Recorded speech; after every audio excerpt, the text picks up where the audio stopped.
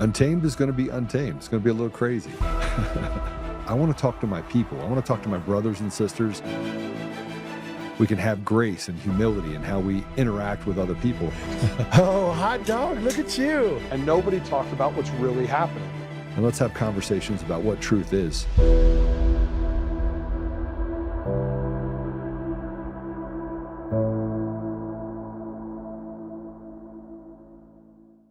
Some Green Bay absentee voters are concerned after being mailed double ballots. This includes Green Bay resident David Baumgart, who votes absentee while living in Florida for the winter. He received the duplicate ballot just days after mailing back the original. And at first I thought, oh, did they, get my ballot back and there was a problem? But, no explanation or anything. It was just obviously a second ballot. So obviously I didn't send it in because I had already voted. Baumgart wasn't the only one to get 2 absentee ballots. A total of 152 Green Bay absentee voters received an additional one for the spring election, according to City Clerk Celestine Jeffries. We sent letters to them already saying that if you've gotten 2 ballots, don't vote them both. Only vote one and destroy the other one at your home. We did get some phone calls, which is how we found out that we did that. Jeffries says absentee ballots were sent out around the same time that Blizzard Elsa came through the area. Because of this, City Hall was closed an extra day, meaning the clerk's office had to work quickly to get ballots out on time. Jeffries says mailing labels were printed twice, and ballots were sent out before anyone noticed the mistake. What we need to do is to just make sure that whatever gets printed on labels, that we put a check on that batch. It's literally a batch that these have been printed already. This incident brings up worries over potential election fraud within the city of Green Bay. I really don't think it's acceptable for these type of things to happen. So I would hope that whatever the problem is, they would figure it out and make sure that it doesn't happen again. And for voters like Baumgart, it makes him question the process. If I had filled that out again and sent it in, would they catch it on the other end? Or since this already slipped through the cracks, would I have gotten a double vote? To ensure votes don't get counted twice, Jeffries says election officials do a daily audit of the return ballots, followed by a ballot file audit. In Green Bay, Tony Langfellow, Fox 11 News. Yeah, so what they don't tell you is that chaos favors the op, never favors the people. The more and more I get on this podcast and I sit here and I speak to all of you and I talk about election fraud. Here's how the system works. Here's how they stole the elections. And that's backed up by hundreds of other experts around the country. Like we traced it all the way back to Eric Coomer's doctorate thesis. We literally have now sent it to a couple of universities saying, hey, we need you to verify this information against this math. Is it close? And if it's close, how close is it? And if you were to convert that math over to the math related to elections, how close would it have to be? Would they hunt down a guy that was a drug addict that was headed to prison for 10 years? Would they hunt him down? And who would have hunted him down? Who would have been looking at doctorate theses? Well, we already know the answer to that question. It's the CIA. So we got the Central Intelligence Agency and some rogue agents inside of it that have been doing the bidding of really bad people for quite some time. And here we sit on our side trying to figure it all out. We go to ourselves, okay, what if the elections are actually stolen? We don't have to what if. We have all of the data. But you have this thing that's happening where they say safest, most secure elections in U.S. history. It's all misinformation, disinformation. But every day that disappears more and more. And what we were just dealing with just now was incompetence. And they said, oh, we had a snowstorm that came in, so that caused us to send out more ballots. That way they can cover their tracks.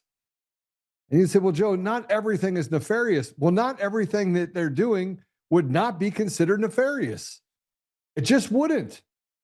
And here's something else everyone should know. You have secret ballots, which means they have no idea who votes. This is how you got to, 120 or 130% of the number of voters that they even have in Michigan that actually voted in the 2020 election. And 2022 was even worse. 2024, even worse in 11 different cities. They continually steal elections at every level, up the ballot, down the ballot. It doesn't seem to matter in all 50 states. And where the cheat starts to get squeezed out of the program, then they say, all right, well, let's go to ranked choice voting. Instead of having normalized voting, let's go to ranked choice voting so that we can knock on our head and rub on our bellies and no one will be able to audit it except for us. The process is designed to steal the voice of the people. More importantly, it makes everyone in the country a slave. And every day there's a new story. You had, Dan Bongino came out and said, oh, he put a bunch of information out there that he knew was false just to see if he could figure out who the bad agents and the good agents are. It's actually really simple. They had a lifeline to three amazing agents, Steve Friend, Garrett O'Boyles, and Kyle Seraphin. They didn't use any of that. They betrayed those very people, standing on the side of some rookie stay-at-home mom whose husband is a power donor for the Democrats, Julie Kelly. And by the way, she's blocked me. Dan Bongino's blocked me. I mean, the whole little crew of I don't call it the grifter crew, whatever you want to call them. They've all blocked me. And it's for me calling out simple things that, frankly, you can't walk past, like election fraud. Here we are, almost a year and a half into President Trump's second term, interrupted by a stolen term, which, by the way, thank God it was stolen because now it actually exposed all the theft across the country. But everything is just chaos. And I want to remind you that Tina Peters is serving 9.5 years in prison, while two Democrats that did were charged with the same crime, but theirs was more nefarious. Those two people got probation, community service.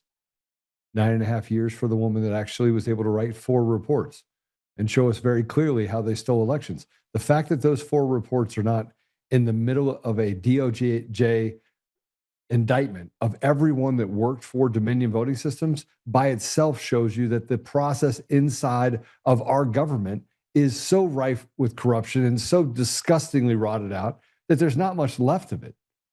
And if there was, that'd be the first place you'd look. Above all else, Jeffrey Epstein, everything else, you would have made sure that the person that went to prison for Donald J. Trump would be out of jail, would be out of prison. You got to the root of it. You know it was Dominion. You know it was. You don't think it was. You know it was. Like, we have every bit of proof. And that's not even talking about the reports that show that all the machines are absolutely garbage. And the fact that mail-in ballots were used as the gas to the machines. Like, we have all the information. What are we waiting for? Now I'm going to give you an update on Tina Peters because it gets even worse. Go ahead and put it up. This is from Skiff. A Tina Peters update. The motion disqualified Judge Barrett from the Tina Peters case has been denied for her resentencing. But you're not going to, it gets worse than what I just said to you. It got denied for her resentencing. It gets worse. She said to the judge, she put it in a motion, the attorneys put it in a motion and says, a motion to have Barrett removed from the case. Here's my response. The motion to disqualify was denied by the very shit judge who illegally sentenced Tina Peters. The system is rotted to the core. So Judge Barrett, the piece of trash judge, and just so you know, a piece of trash judge among many, many pieces of trash judges. See, we need to not strip immunity from police officers. We need to strip immunity from judges. Take that away from judges. They're the actual problem we have in our country. Take away qualified immunity, build an entire unit, an entire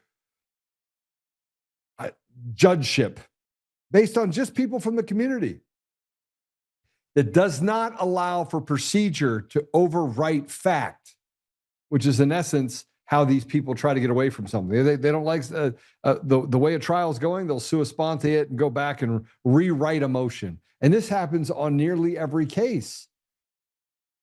So there are good judges, but there are not a lot of them.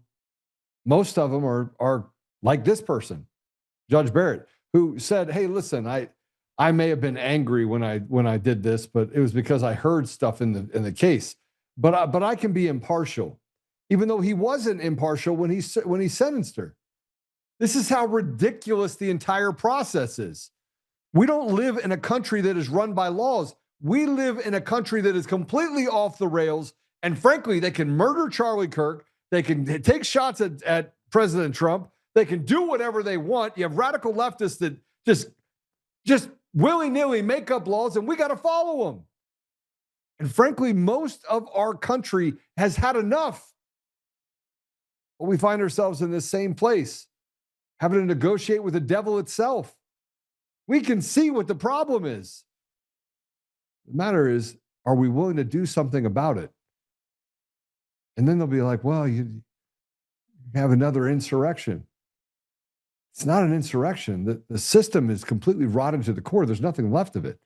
Short of President Trump actually pushing the button and instituting martial law and getting to the bottom of it and trying 50,000 people for the crimes that they've committed, we're doomed.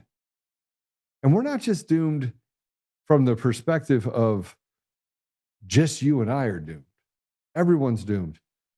Because the simple fact is that when you push enough people into a corner, they will become vicious. And I know what they're trying to do.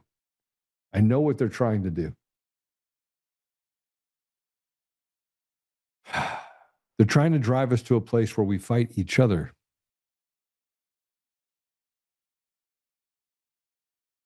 And they haven't just rigged elections in the United States. Go ahead and put it up. They haven't just rigged elections in the United States. Compromised Smartmatic election machines were used to conduct successful elections in Haiti through the Clintons. There are over 100 plus countries with the same compromised like tech and software. This was a global operation to enact regime change around the world. They're still active today. When are we going to get to the part where we actually have had enough? We're starting to have meetings, and Colorado is going to be an interesting play.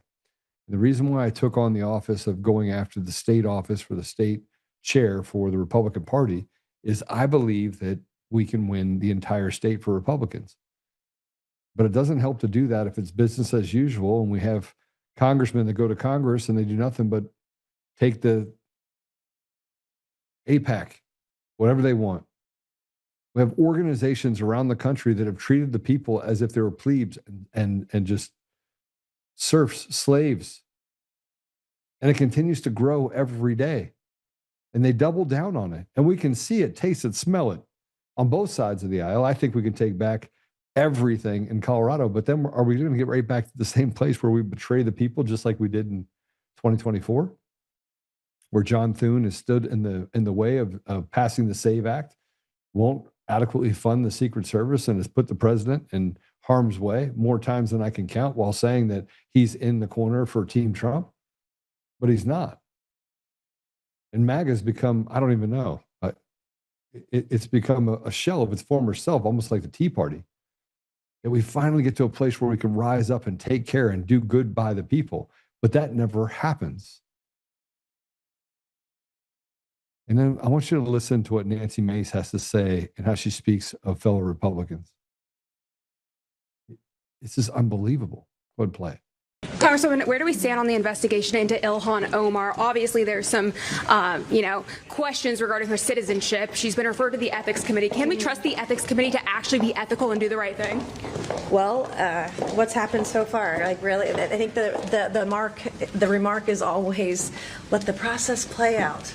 Right? That's what they always say, and nothing never happens. I tried to subpoena her immigration records, her husband's immigration records, and it was Republicans that killed my motion. Yeah, and what's going on with that? Do you have any more insight you can share on that front? As far as I know, nothing's going on, and nothing will go on. And that's Congress for you, because both sides protect the other. Yeah. Yeah.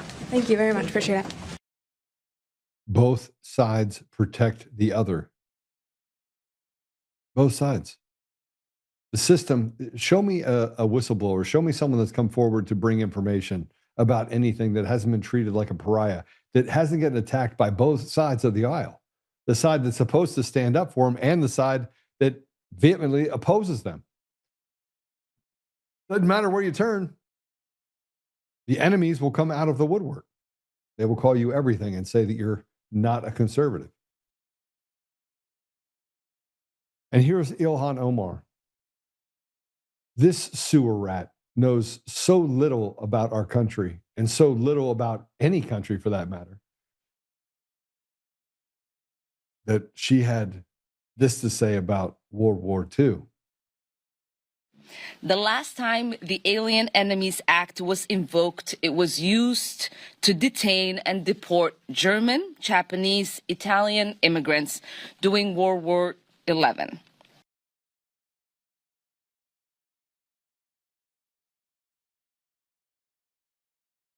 World War XI. World War XI.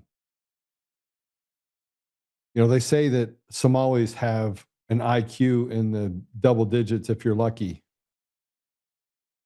But this is someone that sits in Congress that was able to bilk billions of dollars from the good people of Minnesota.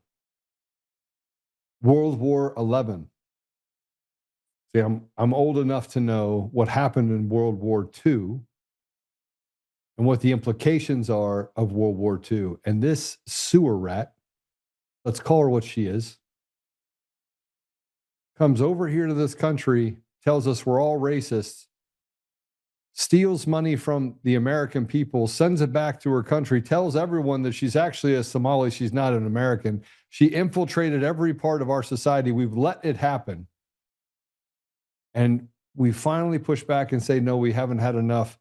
And this see you next Tuesday literally has no understanding of wars or anything. She has zero understanding about anything that has happened outside of the piece of paper that's put in front of her. And you want to tell me that our elections are not stolen? You want to tell me that they're not manipulated in all 50 states? I'm telling you that they're not only manipulated in all 50 states, they're stolen in all 50 states, and you are, in fact, a slave. And when you get tired of being a slave, I'll be here. And this is why they basically have my name marked on everything. I could change my name to like Mark Anthony or something. I should change it to Elon Musk and see if they actually block me.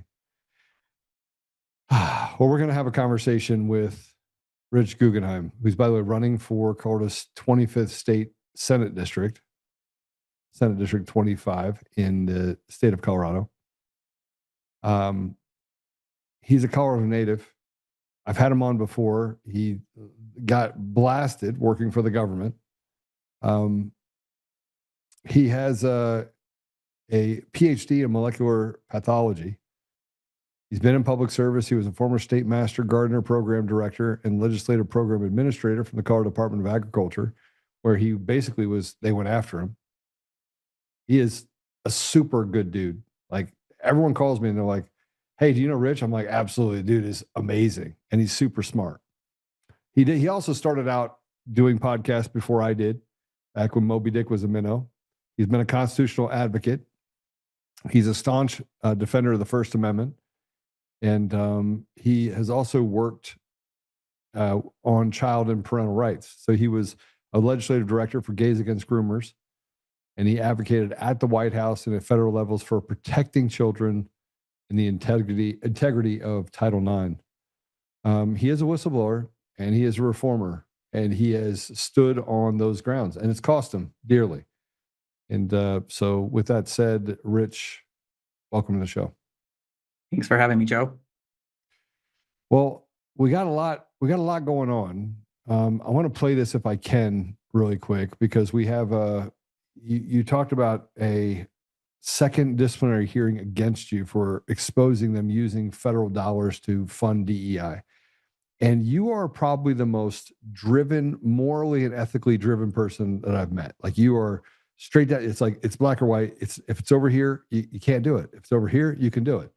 But they've come after you pretty hard. And I want to give everybody an idea before we go into that. I want to give an idea of what's going on. And so I'll do it in your own words. This is just 2 weeks ago. Go ahead and play this cut. Hey everyone, it's Rich. I am the Colorado whistleblower and also your candidate for Colorado Senate District 25. I'm coming to you outside the Colorado Department of Agriculture this morning, where I am here for my second disciplinary hearing. They decided after we had our first disciplinary hearing following their investigation and all of the evidence that was presented, there was an opportunity for my attorney and I to respond to that. And they had 7 days then to issue their decision. Instead of issuing a decision, the Colorado Department of Agriculture, Jordan Beasley, who is the appointing authority on this, decided that he was going to reconvene that disciplinary hearing because, according to them, they had additional evidence. So really what this comes down to is that they had nothing on me with the evidence and the extensive investigation that they did against me. This investigation, again, was the investigation where the investigator told me and my attorney that they would not tell us what the allegations were or what the scope of the investigation was because, as I've said repeatedly, this is nothing but a fishing expedition. Disciplinary Hearing 2.0 confirms that this is now a disciplinary hearing that is nothing but a fishing expedition, and they're searching for anything that they can throw at me that will stick. In this situation, what they have found is the transaction log from Easy Fed Grants. That is the reporting system used by the United States Department of Agriculture for us to apply for and submit performance reports and other documents related to the grants that we receive to the federal government. This is the transaction report for the grant that I am alleging has been used to fund DEI training and inclusive leadership training. That report, that transaction log of the submission of the performance report by Aya Boss, me refusing to approve it, telling Aya Boss that she needs to take out the language that mentions the DEI training and the inclusive leadership training, me being told by Gabriel, the grants coordinator for the Colorado Department of Agriculture, to approve it because we are up against the deadline, it going through all of the layers of approval here at the Colorado Department of Agriculture behind me, then making its way to Elvira Tenick, who is the State Plant Health Director for the United States Department of Agriculture in Colorado, kicking it back, rejecting it, and saying we need to revise this and take out this language that refers to the leadership training, inclusive leadership training, and also the DEI training. It confirms everything that I have been saying the entire time about all of this situation going on here at the Colorado Department of Agriculture. So I'm a little confused as to what they think the gotcha is. My attorney is also unsure about what that might look like, but this is where the Colorado Department of Agriculture is going. It just seems to be that they are building the evidence to prove that this is nothing but whistleblower retaliation, and also the evidence that they are presenting is going to make it easier for when we sue them and when the Department of Justice comes after them for whistleblower retaliation. So it's going to be interesting to see what the Colorado Department of Agriculture's response today is. You can follow me on Rich for SD25 on social medias, and also the 5280 based homo for my personal information. And be sure to check out my campaign website, richforsd25.com. Senate District 25 in Colorado actually has the Colorado Department of Agriculture within its boundaries. If you would go over to richforsd25.com and make a campaign contribution today, you can help me flip the seat and you can help me put Colorado first, reduce the unnecessary regulations, and also reduce these fees that are driving up the cost of doing business right here in the state of Colorado. Appreciate your support and thanks.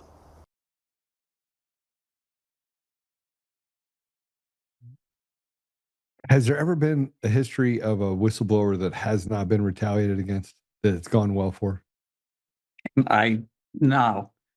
I think in every single case, I keep telling myself, it's rough, it's not fun, but at the end of the day, justice will prevail. And one of the things that I think is going to be great, Joe, is when all of this comes out in disciplinary hearing 2.0, as I call it, they asked me if I had the email from the grants coordinator in the commissioner's office telling me to approve the grant. And I said, I don't, because you placed me on administrative leave, and that means I don't have access to my computers for work.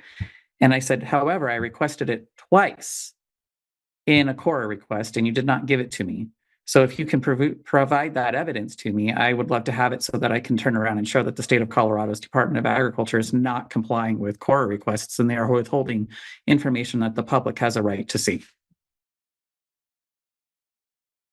So what's the outcome now? That was 2 weeks ago. I'm still on leave. I've not heard anything. I don't know what they're planning to do. I don't think they can do anything to you. I think that's what they're contending is that, okay, the gotcha is the gotcha. I mean, look, you're a really smart guy. So you dot your I's and cross your T's. Do you think they put themselves in a position where they're like, man, I don't want to be the one holding this bag? I absolutely think that's what's going on. I think they tried to play checkers with someone that's playing chess. So you are now, you're still on leave. They're probably going to end up having to give you your job back. Do you think at that point they're going to do everything they can to then have you get rid of you?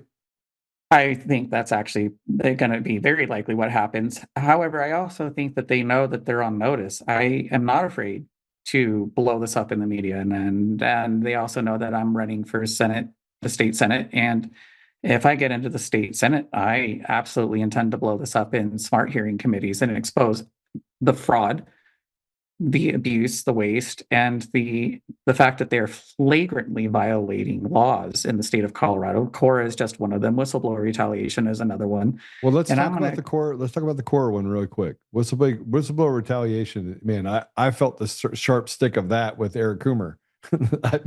I've been sued and fined, and man, I don't even know what to say. Like, they have literally taken every shot at me they possibly can. But Cora, this is different because the government of Colorado has, just like the federal government has, used outside companies to fulfill contracts for public good inside of the state, and then says that, oh, we are now unable to provide you any information. So they're able to get around the public trust decorum because they're not the one handling it. You know what, Joe, it goes back to that. I would say that this is one example of this going on in Colorado, but anybody who's done Cora requests and have experience with the Cora process knows that a lot of times you'll make a Cora request and you don't know what doesn't exist until you start going through the information they provide you. And then you'll read through what they provide you and you're like, well, hold on, it referenced this and it referenced that, but you didn't provide that information to me, or you didn't provide that email to me in the Cora request. And because the Cora, the Colorado Open Records Act, does not have any teeth behind it, a lot of these public agencies in Colorado know that they can openly violate Cora and they don't have to comply because there's no consequences for any agency that doesn't require or comply with Cora. I believe we need to amend Cora, and I also believe we need to amend the open meeting laws that are in the state of Colorado, and we need to put in criminal punishments against the custodian of records who fail to comply with these laws. All right, so they're getting around Cora requests as well by having signal chats that are deletable. So now they're using entire messaging services that you can't actually track. I know because I use these same messaging apps, but I'm not in the government. Yeah. But that's what they're using right now. And I know this to be a fact because 3 or 4 sitting congressmen have told me to go over to an app called Confide. And Joe, go to Confide and I'll talk to you there. Do you know what Confide is? They do, yes. Yeah. So go over to Confide. It'll destroy the message. You can't record it. You can't take a picture of it. You can't do any of that stuff. And you can hide your identity. Only you know who the other person is. And so I'm having conversations with sitting Congress people on an app called Confide. Yeah, it's a problem, Joe. These are the people that are supposed to be elected to represent us. These are the public institutions that are supposed to serve us. And this information that they are not giving us it's information that belongs to us as the people that we have a right to see. And they just think that they don't owe us anything. And they're going to just turn around and say, I'm not going to give it to you. We have the Department of Law in Colorado. That's the Attorney General's office going around and giving state employees training on how to avoid complying with Cora and telling us that if they don't specifically ask for it in a specific way, we don't have to give it to them. And the common refrain that we have is, well, that's under investigation and we don't comment on open investigations. But there's so many tools that they give us to say, use this tool so you don't have to fulfill the Cora request. So they told you that while you were at the Department of Agriculture.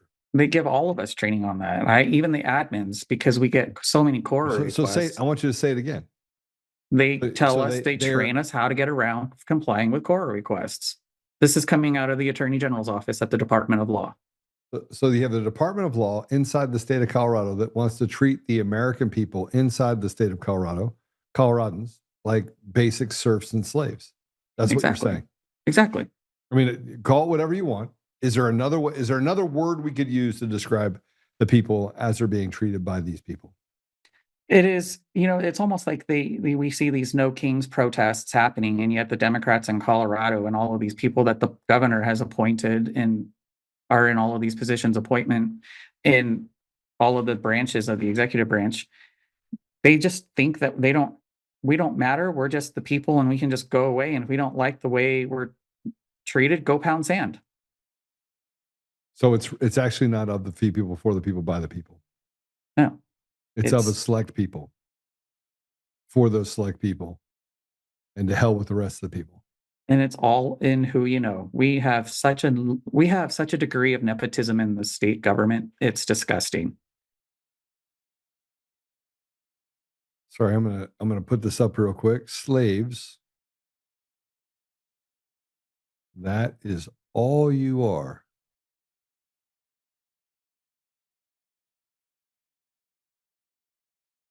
Welcome to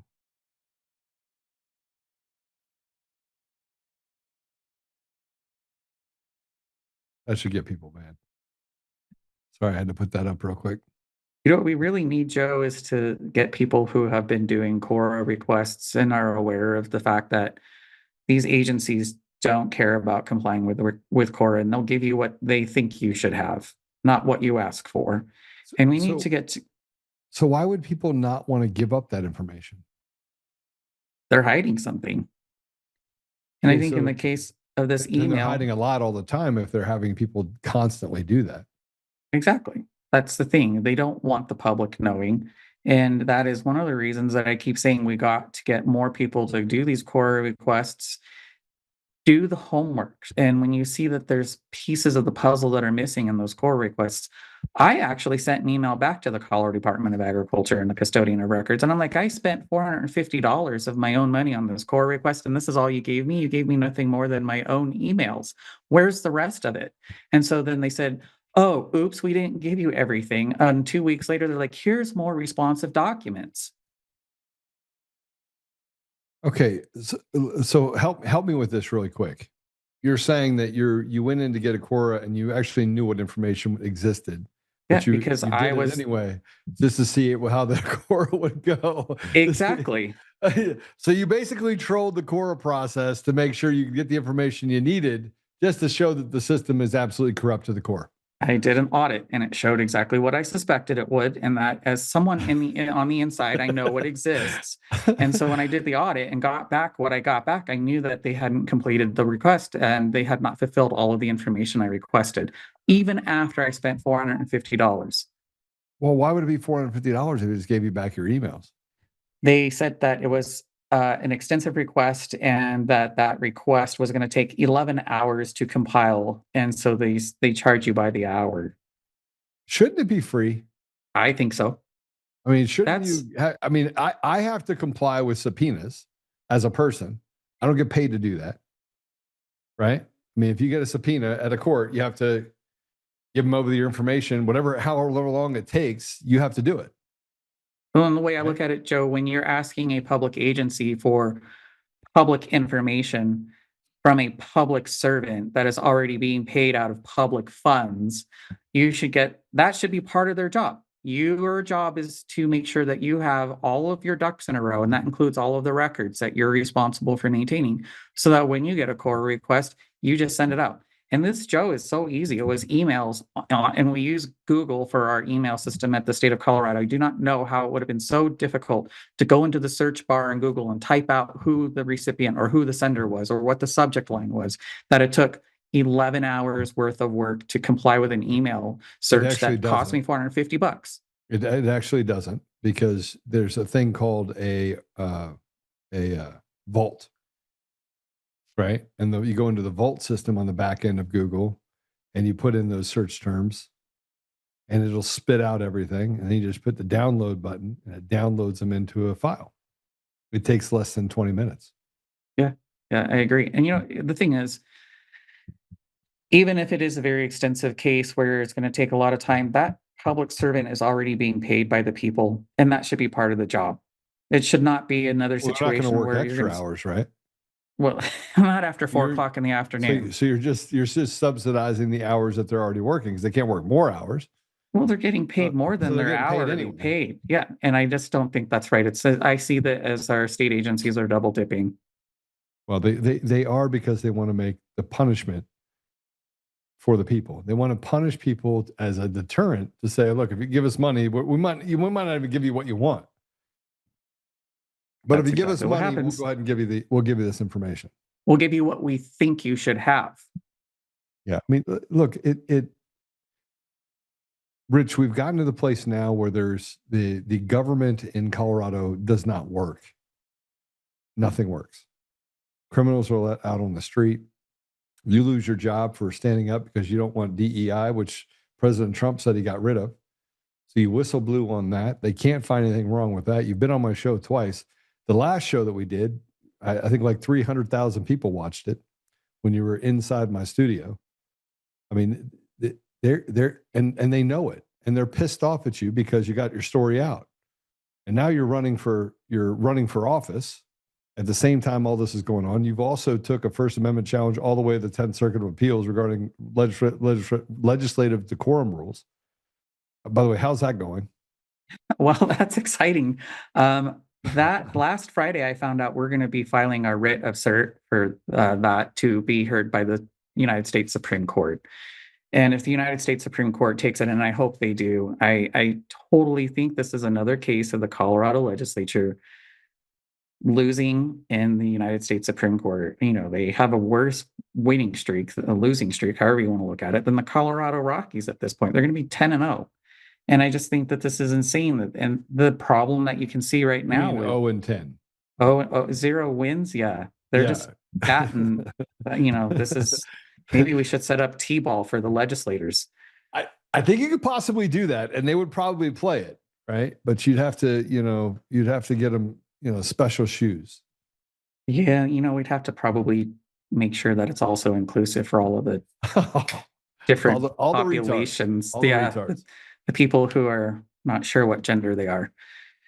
So we're going to have an issue with that. I hope the Supreme Court takes it. I think it's going to win. My concern, it's, you never know what they're going to take. And at this point in time, I see our First Amendment rights being severely eroded if the Supreme Court doesn't take this up in here and say that the legislature does not have the right to tell you that you have to use respectful names and pronouns.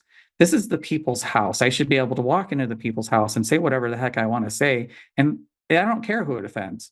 That's, I think, my biggest concern related to what's going on is what they're focused in on currently, right? Because they are focused in on some pretty weird stuff, right?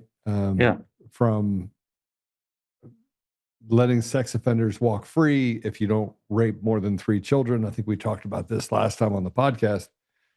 To a bill that would limit the distribution of single-use plastic utensils at restaurants. That's the most important thing to the people of Colorado, isn't it, Rich? That's what they're telling us. I was just down at the Capitol on the floor of the Senate, and they're arguing about how we, the people, should not be allowed to have access to plastic cutlery when we go out to eat. And yet there are the senators, the Democrat senators, sitting there on the floor eating their lunch using plastic forks. It is just absolutely mind-blowing, the level of hypocrisy. And I just said, forks for me, but not for thee. And this is where we're at. And they want to say that in the legislative declaration that's at the front of the bill, it said that the people are fed up with getting more plastic than they need when they go out to eat. Nobody asked me. How is that even a problem? You have people being murdered on the streets. You have people that have the fentanyl, right? The fentanyl bend that are on. Crime is out of control. They had 25 murders in Denver in 30 days last month. 30 days, 25 murders. The Democrats' focus on this right now is that if we start locking up the criminals, we're going to victimize the criminals. And so instead, they try to deflect and they try to say, oh, well, we're going to go ahead and we're going to make it so that you can't have plastic forks because, oh my gosh, plastic is going to hurt the environment and fill our landfills. Plastic forks. And so, I just don't understand why the people in this state haven't woken up to this level of insanity. And I'm sitting there on the floor thinking the level of hypocrisy on this. You're literally in real time debating a bill about limiting my right to have plastic forks while you are using a plastic fork to eat your lunch. I mean, look, it makes perfect sense to me. I got home and they gave me 4 spoons and I was so pissed. I was like, you know what? I wanted 3 spoons. I only needed 3. I had 3 dishes. Why'd you give me 4 spoons? Rich, I don't actually know why you're upset about this. I just read it and it's perfectly reasonable that's what the people of Colorado want is they want less spoons. Less spoons. I guess I'm just going to have to learn how to eat my ramen with fork chopsticks. I don't even know what to say here. I'm completely flabbergasted. Well, everything that comes out of it, and it's because we have stolen elections, by the way, just so everyone knows. 100%. Nobody would elect these people. These are unelectable people. These are the dumbest human beings known to man. These are the retarded of the retarded. Just imagine if you had somebody that was so retarded, so stupid, that you're like, man, you are really stupid. And then take it to where 2 stupid people have a kid and out comes a super retard. That is what we have in the legislature. What? We call her Senadora Gonzalez. What? Every other thing that comes out of her mouth is or and there's several senators that are like that. And I just think how somebody that is so ineloquent of speech could wind up winning an election becoming a senator for the state. She didn't. They appoint them. And they cheat on the elections. This is the most retarded thing. Look, the judges are even worse. I mean, the judge that I have in the Coomer case, who, by the way, is violating my rights and telling me that I can't have an attorney. Like literally, this just happened. Said you can't. He's not allowing my attorney to represent me. Which is completely it's.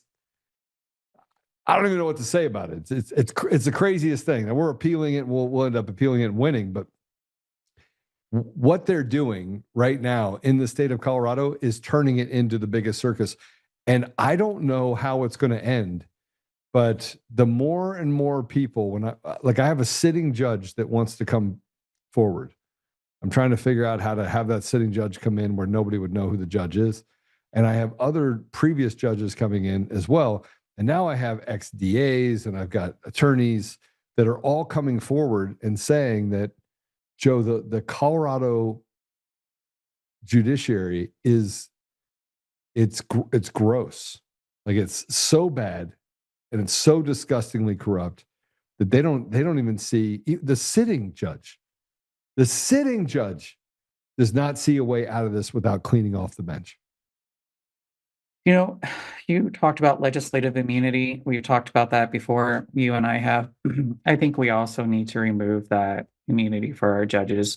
Yeah. I think, anybody in government, just get rid of that immunity. And that qualified immunity is one of the reasons why they feel like they have carte blanche power to go and violate the rights of the people. Well, it gets worse and worse and worse and worse. It never seems to end. That's, Joe, one of the things that I would say to people in Colorado is you hear these stories and you hear it over and over and over. And there's just everywhere you turn, there's corruption. Everywhere you turn, you see the rights of the people being just decimated by our legislature and our governor. So the 3 branches of government are completely corrupt. And one of the things that I would say is don't give up hope.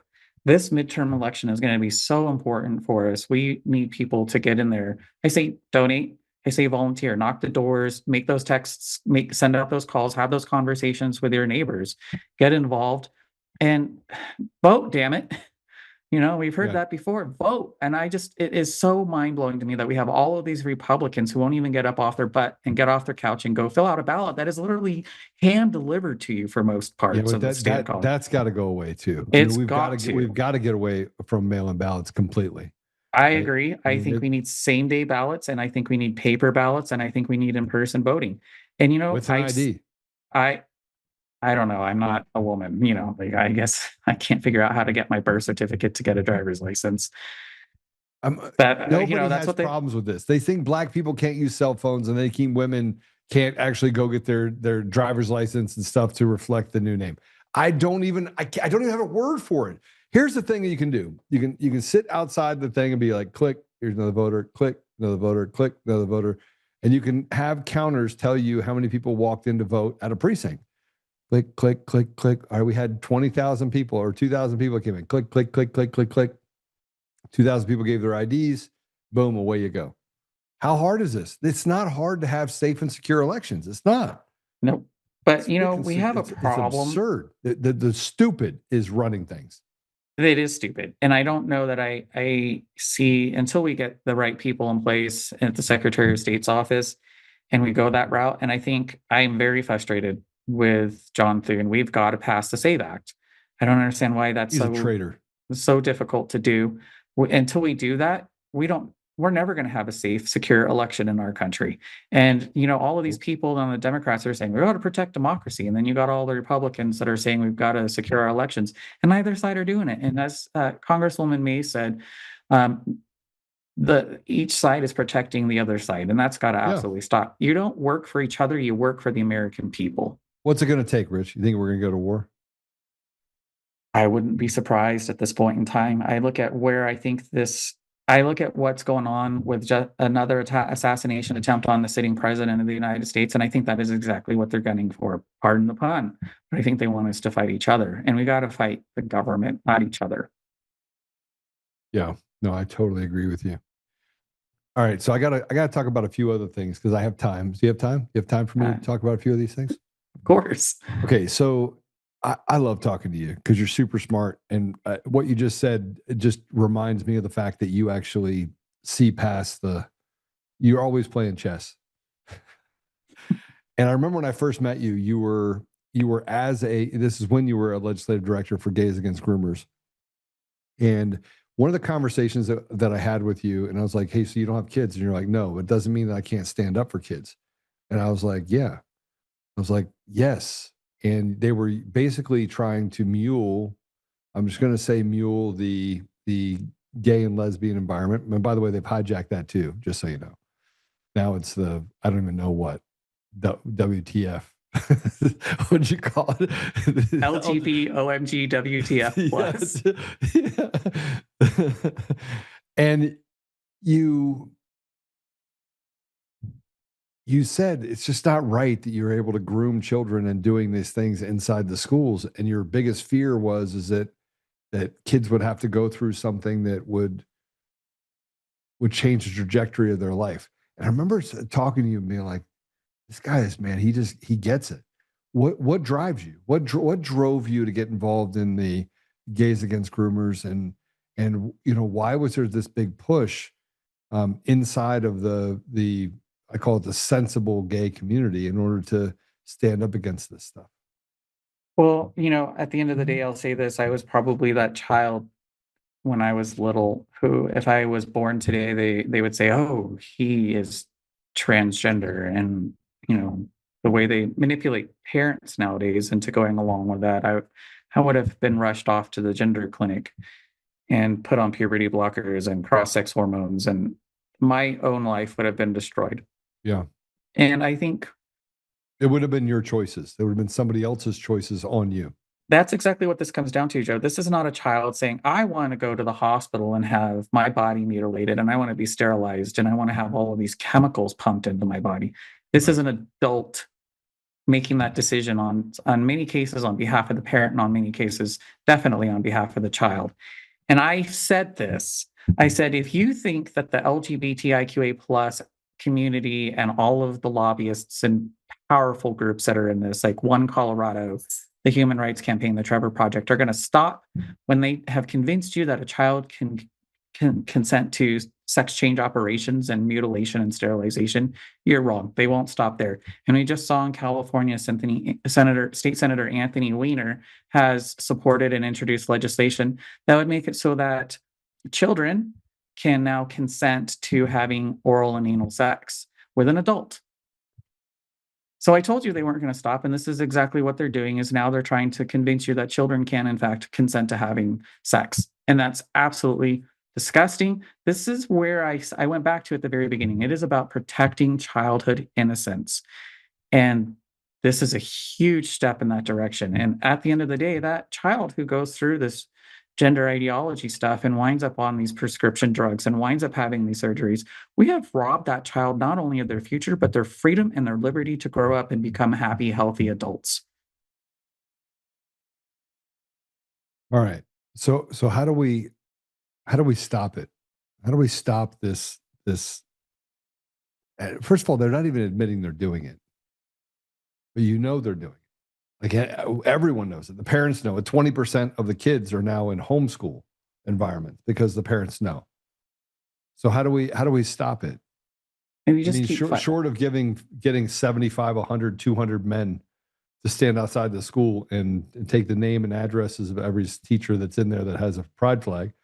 Well, you got to do that. I think that is an important thing. I know dads that have done that. It is going to be the dads who show up to the school board meetings. It's going to be the dads who show up to the state legislature and fight for their kids. If you don't take the time and show up to fight for your child in the schools and in the state legislature, guarantee you that you're going to make time to fight for your child, because the state is going to come take your child away, and you're going to have to go through the family court system to try to get that child back. And it is almost impossible to win at that level. An ounce of prevention is worth a pound of cure. I encourage people to get out and vote. Vote for the candidates that you know are going to fight to protect your child. Vote for the candidates that you know are going to fight for family rights and parental rights.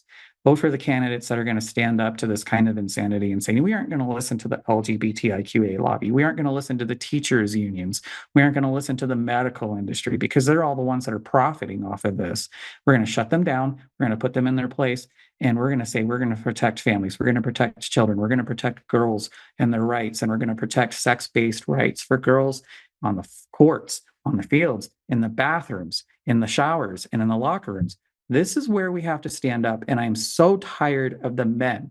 It is time for the men to be men. It is time for you as dads, as husbands, as fathers, as uncles to get in this fight. Well, look, I think that there's never been a time I've had a conversation with you that I wasn't intrigued about the way that you see things. Like, you see things pragmatically and from a lens of just right versus wrong. So let me ask you this last question, because it came up, and then I'll let you go. Do I look like an anti-Semite? Have I ever acted as an anti-Semite? Not to me. People, Joe, look, people are going to say... I did say the synagogue of Satan, but it's in the Bible twice. Actually, it's in the Bible 6 times. But I don't think that's anti-Semitic. But Joe, one of the things that I've learned with the Democrats is they are wordsmiths. They love verbal gerrymandering. That's why they use things like gender. They're verbal gerrymandering, and they're going to be masterful at taking words and phrases out of context. I can't wait to see how the Colorado Times Recorder or Kyle Clark picks up on some of this. One of the things that I've learned in this process, hey, look, Kyle Clark, I've said it to him before. I'm like, don't mutilate and sterilize your daughters. You seem like the type of father who would. But at the end of the day, one of the things that we have, I say this all the time, what other people think and what other people say about me is none of my business. I don't care what you say about me. I have a mission. Your opinion and what you think of me is background noise, and it's designed to distract me from my mission. And that mission is right now to protect children, protect families. And I'm focused on my campaign because I want to win, because I want to get in there. I want to hold our government accountable, and I want to fight to make Colorado affordable, reduce the regulations, reduce the fees, and protect our constitutional freedoms. Well, I think I'm going to do everything I can to make sure, by the way, I get you elected. So I know you have the primary that you're going through right now. Who are you up against right now in the primary? I don't have a primary. I'm going straight on to the general. Are you really? I am. Yeah. All right. So I'll be stumping for you. How do I? We got to get the Democrats to vote for you too. And in your district, it's like 55% unaffiliated. We got to get them to vote for you too. So here's how. I'm going to just give you a little advice really quick. This is how I think you win, right? Give the people a voice. Go into that district and say, look, let's have a town hall. Tell me what you need. Then commit to each and every one of them that you will take whatever it is that is important to them, that you will take it to the legislative body, and you will fight for them. And if you do that and say, look, what do you have to lose? Like, what do you have to lose? Because frankly, what's happened thus far up to this point has not been good. So if you do that and you walk into that area and you talk to the people that are poorest among you, I promise you, you will have an immense amount of success. And I'll be there. Just let me know, and I will be there. I will literally stump for you. And that what comes with that is both good and bad. I appreciate that. Yeah. I think those town halls are important, and that is part of the plan. Both real in-person town halls, and I plan to do town halls on X so that people can tune in on X and say, look, I might be at work, but I still want to make my voice heard and ask you questions. But even Google, do like a Google Meet deal. You can literally get 70, 80, 90, 100, 200 people on there. I do town halls twice a week now, just to talk to people that are on the CRC, ask them questions about what they need related to the state party. But if I'm the state chair, you're going to have plenty of money, and we're going to have plenty of ability to win this race, because I'm going to go get it. I'm going to go get it, and we're going to win back the entire state. We're going to win everything, man. It's going to be like Christmas. We're going to win all 64 counties from the bottom to the top. It's going to be all Republicans. Now, the Republicans, if we do this, you only got one shot. Like, you can't have that tomfool. You can't go into the poorest neighborhoods in Denver and say, we're going to promise to do these things, and then ignore them, because they'll get you out as soon as they got you in. Right. But if you honor them, and you go back to the community and say, look, they're fighting me on this and this and this, and then you ask those constituents to come to the Capitol and help you fight, man, and you empower them to get involved. You've never seen a more powerful group of people. And yeah, many of them will be Democrats, right? But they'll switch. They'll switch hit, Rich.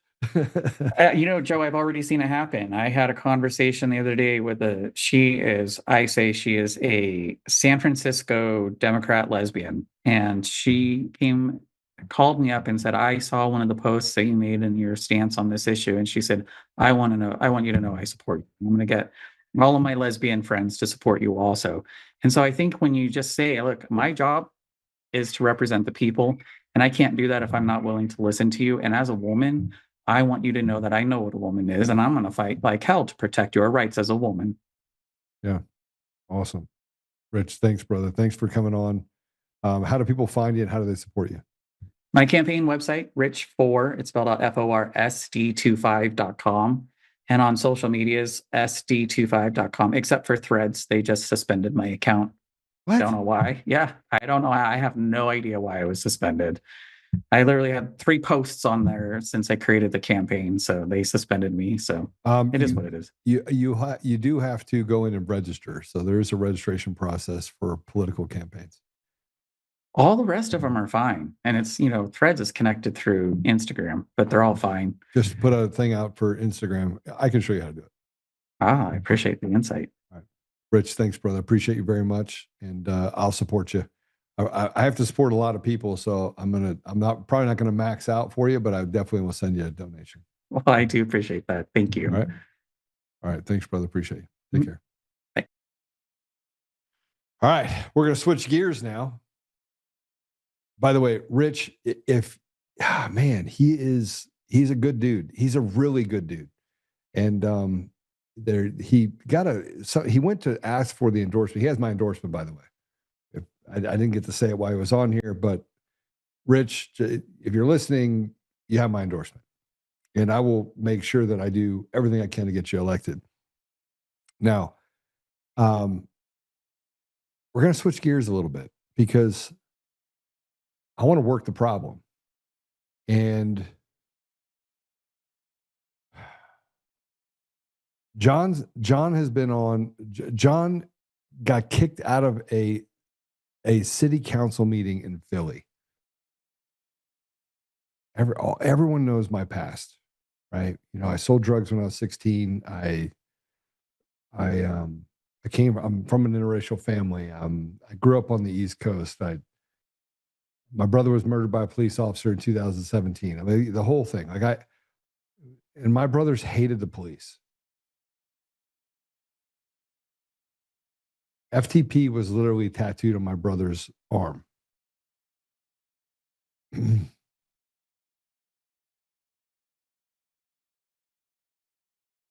But I have never felt more connected to the community that I left. And I mean, I grew up in the hood. I've always felt guilty about the success that I've had, the things that I've been able to accomplish. But more importantly, I felt like there's this gap between, there's this power. The density inside the inner cities is so great.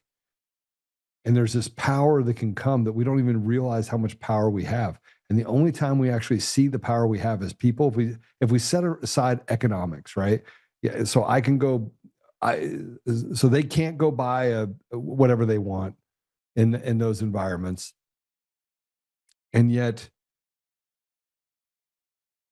they should, if they were given the opportunity, if opportunities were inside their communities, the amount of success that would come from that would make those, there'd be a lot less shootings, a lot less crime. You know, there's these deserts that exist, these food deserts, these education deserts, these opportunity deserts. And I was lucky I got out. But I grew up with a lot of people that didn't get out. They didn't have an opportunity to get out, or they found out too late. And so I don't think it's a Democrat versus Republican thing. I think the Democrats have betrayed every bit of the inner cities. They've betrayed every bit of the people they say they represent. The only people that eat are the people at the very top. Everyone else to just get empty promises for decades. It's like Stockholm syndrome. You get nothing, no meat on the bone. And whatever meat you do have on the bone, they get to decide to give it to you, and they can take it away from you at any time. And I'm not just saying just take it away from you. They can just come in and arrest you and do some. There's 100 different things you do wrong, from jaywalking all the way up. And they will devastate your family and step over you to give money and entitlements to foreigners. This is the life of the inner city, of the largest population of people in the country. And I want them, as John does, because he wants to flip Philly red. I want to flip Philly. I want to flip Denver. I want to flip DC. I want to flip all of these places to a party of the people. More important than just flipping it red. We can start there, but we have to take over the Republican Party and make it a party of the people. See, the Democrats have always been about themselves. Party of the KKK, done some terrible things, right?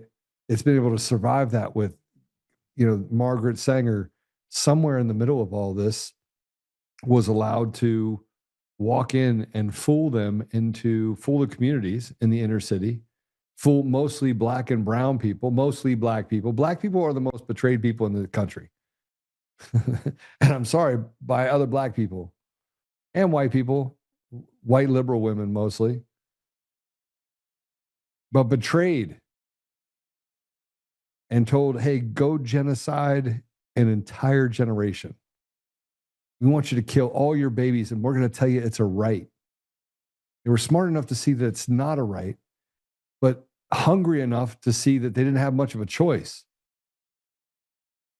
You take away choices, take away hope leads to high crime. There's just a bunch of things that happen. And when you treat people like animals, you're not going to expect them to come out the other side any other way than how you've treated them. We perpetuated this problem. We've allowed it to happen, but the Democrats have literally drove their own community into the dirt. And John is trying to do everything he can to pull it out of the dirt. And he's saying, hey, you have a choice.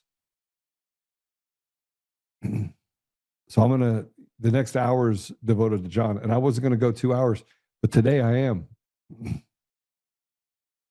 So I'm going to play this clip first, and then I'm going to bring John McAuley in. So go ahead and play it.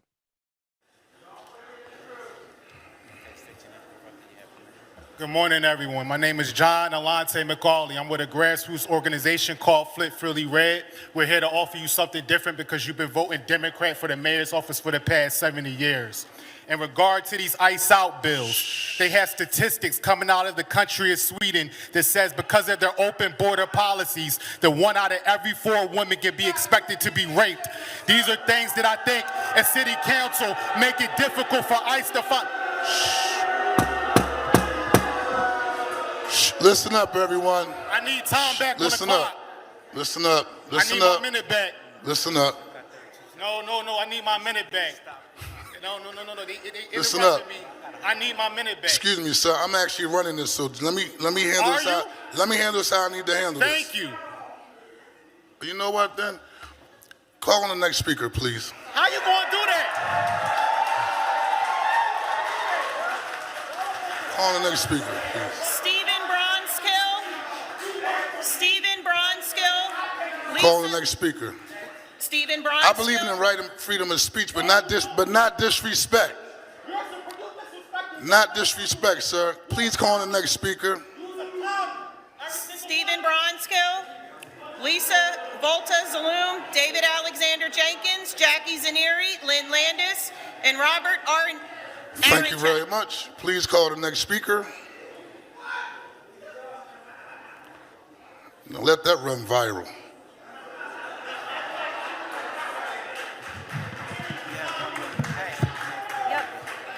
Good morning, council member. Please begin, ma'am. With that, John, welcome to the show. Thank you for having me back, Joe. What the hell is wrong with that dude? Seriously, disrespect? How much disrespect does it take to actually tell a man that you don't have a voice? Get off my stand. Well, I mean, he's not used to being challenged. That's, the ego with him in a city when you got all the liberals kissing your ass. You the big shot. You the big dog on the block, and he's never had another man pretty much reject his whole ideology and challenge him in front of a room full of his peers and people that really look up to him. So it's a shocker for him, and I understand it. But he's in a lose-lose position. If you let me speak, I educate everybody, and not necessarily the people in the room. Yeah, but once again, like that's being recorded. I get to show hundreds of thousands of people online. If you don't let me speak, you reveal your hand and show people who you really are. You're a communist anyway. So, it's a war. And we spoke about this the last time I was on here. So I understand what it is. Well, let's talk a little bit about the Flip Philly Red. Mm-hmm.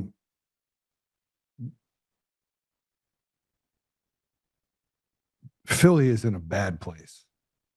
I mean, it's in a bad way. I mean, let's just call it what it is. It's crime ridden. You depending on you flip a coin whether or not you get robbed, raped, killed, shot at, stabbed. It's a mess for sure. So when we look at how messy it is, let's trace it back. You now have hurt people, mm-hmm. right? And they got an entire city filled with hurt people that are broke, desperate, don't have anything, education's through the toilet. I mean, the only thing that they have to take, right? The scraps have become smaller, and this is indicative of why crime goes through the roof.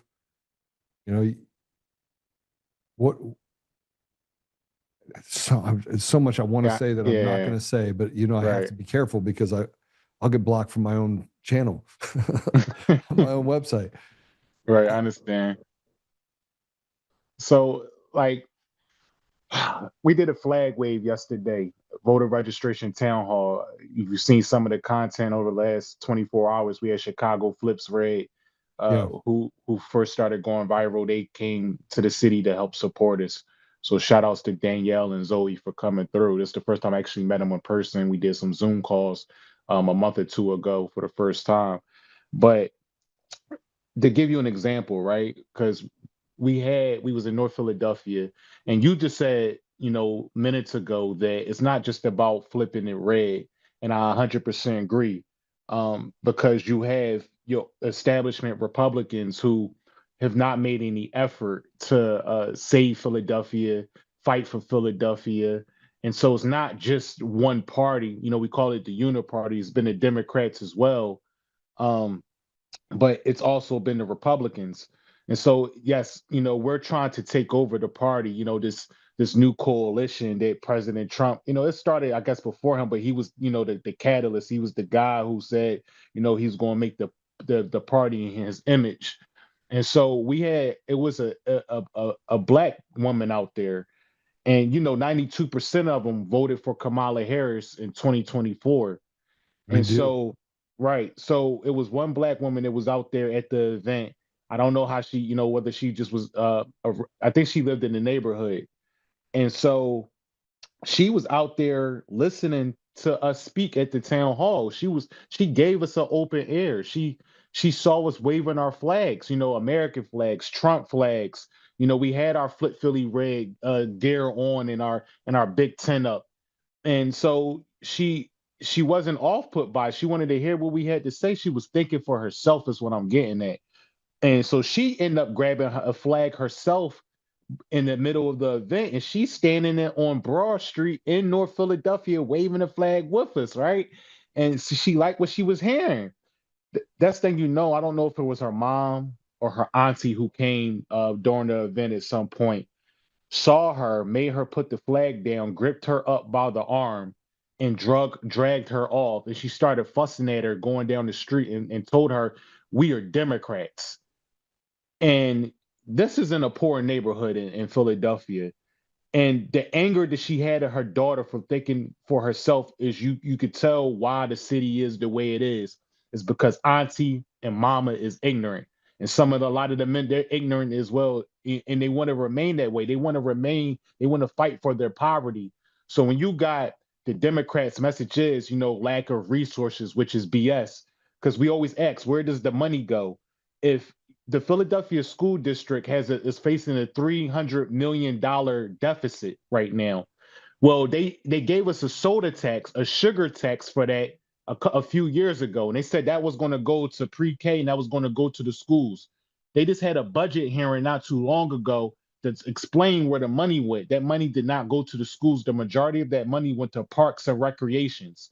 Now, I said last night at a town hall that I am for beautification. I am for the upkeep and the rebuilding of the city so it doesn't look so poor. But you told me the specific tax was going to the schools. So now you want to implement an Uber tax and an Amazon tax to make up for that $300 million deficit. So they say it's a lack of resources. No, it's waste, fraud, and abuse. And so it's not a lack of you get money, you just steal the money. And so when you got people fighting to remain on Section 8, you got people fighting to remain to get food stamps. If you get a good job and you don't have that little window that you would need to build that cushion up, and they kick you off of these programs. So, it's generations of how we got here. It's all the GOP let it happen for whatever crumbs they was able to receive in the city. And it's systemic across the country.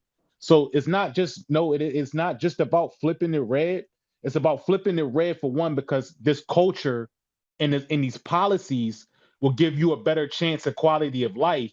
But it's also this new coalition has to take. So it's multiple battles in this one big war right now. Well, how do we get into the, personally, I think you can do it one by one, but you also have to have the ability to walk in and have a conversation with that woman that's yanking on her daughter. Like, why are you Democrat? Right. And there's so much entrenchment because they're so afraid. I mean, they're so afraid of who's causing.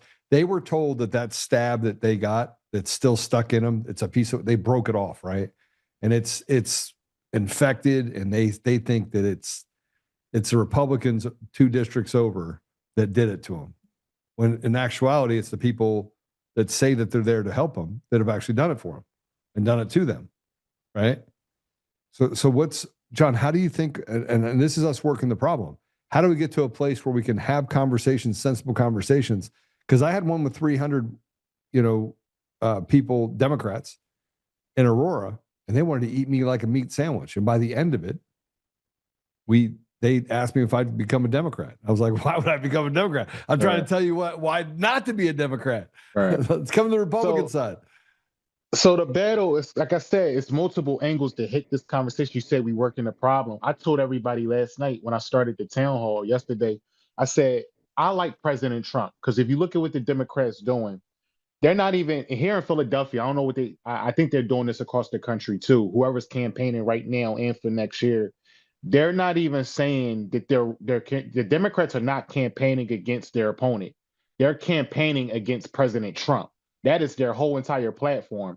So I started out last night saying, I know you see me with all this red on. I'm not here to convince you to like President Trump. I like President Trump. I don't care if you like President Trump. Now that we're past that point, let me tell you about these taxes. Let me tell you about, all of this, fraud and these things that you're voting on because of race and gender. I talked about here on Broad Street, one of the biggest streets in the whole entire country, that this mayor has put for safety reasons. It's always for safety. They put a 25 mile per an hour speed limit on Broad Street. If you go above 25 miles per an hour, you will get fined. Well, who put that in there? A Democrat did. Who was it? It was a black woman. You voted for this person not because of common sense issues or common sense policies or what's in the best interest for yourself. You have this stupid fine now, another tax, another backdoor tax. You voted for this person strictly off of gender and race. Now, when we have these type of conversations, because it's been effective, you had to find people with discernment. I realized that I cannot save everybody. That woman that was yanking on her daughter, whether that was her auntie or whether that was her mother, I know she's probably too far gone. And maybe, hopefully, that girl goes down, that little girl, that younger woman, she goes down that path, that rabbit hole when she's by herself, maybe when she's with her friends. Maybe she keeps an open mind as she gets older and gets away from, her family members. And so when you're doing platforms like your platform, platforms like I have, I'm trying to reach as many people as possible who have discernment, and we can have an intelligent conversation and we can go back and forth. Tell me why you like who you like. You can sit here and tell me all day till you blue in the face why you don't like. And really, it's really just President Trump with who they don't like.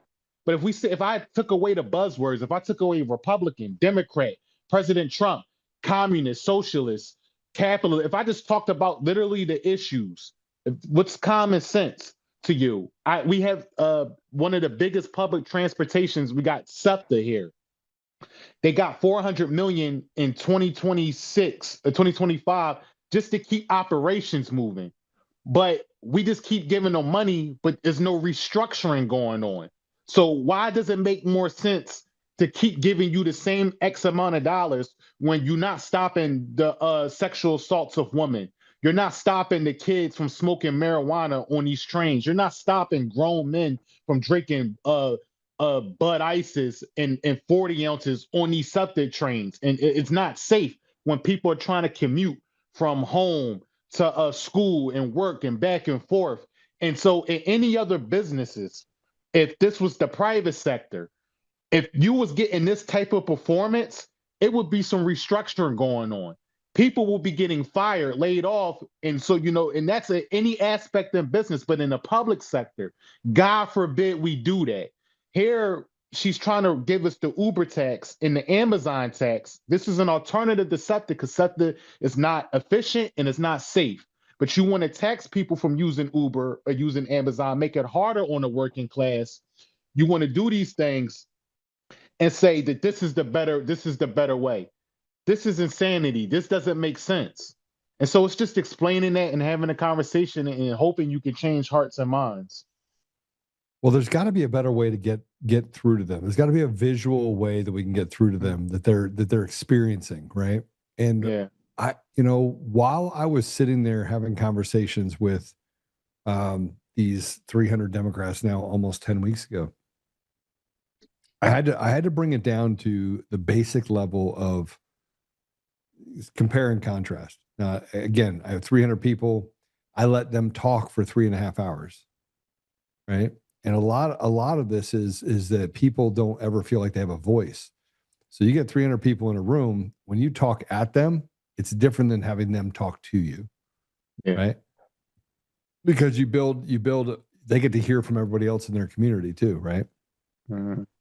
So I listened for 3.5 hours as each one of them told me what was wrong, like how they saw their community and what was wrong in their community. And yeah, there was a couple stupid people in there that frankly were stupid, right? They said stupid things like, I need another marijuana clinic or something stupid, right? But a vast majority of them said the same things that they say over in Republican land, right?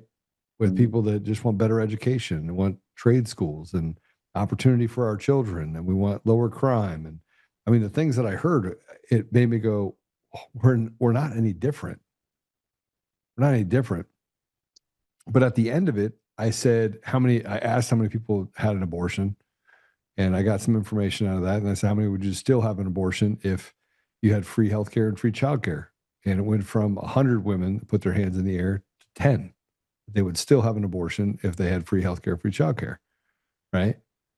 And I said, well, illegals are given all that money for free healthcare and free childcare, and they step over you and they offer you the only thing that you're allowed to have, and that is genociding your children, right? Genociding another generation, and they do it under the guise of that's your right. I said, but the illegals get it. People that don't belong here get it. So they're spitting on you and giving it to illegals. How does that make you feel? And the place erupted. Like they feel it. They feel it. So they could finally feel or understand what I was saying because I compared it to what was really happening. And I don't know how to get enough people in the room where they'll listen because there's so much pain. So much pain. I mean, Democrats are pissed. Well, a part of that too is you're dealing with people, trying to get people in a room. I don't care how popular you are, how big your platform gets. It's hard when you got people who have their personal issues because they have you working all day, right? In order to bring home a decent check, people are putting in 12 plus hours, 16 plus hours in a day. You got kids, then you got your leisure time. People are hooked on fantasy football. You got people, we spoke about this before.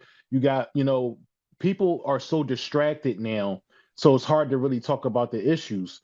And so when you got and part of this is just where the money's going on our side. For say we on the Republican side and the GOP, they don't spend any money like the Democrats do on messaging purposefully. And so when you're not speaking about, like, the Democrats spend all this money about, and they try to play to people's hearts. Are we the ones that care about the, humanity? The illegals, they have it hard. They're trying to escape the cartels. They're trying to, do this. Our big machine are not in it to do that. Our machine is in it for whatever crumbs that they're getting, whatever, contracts or backroom deals that they're getting to stay in office. That's why Senator John Thune doesn't want to pass this, the SAVE Act.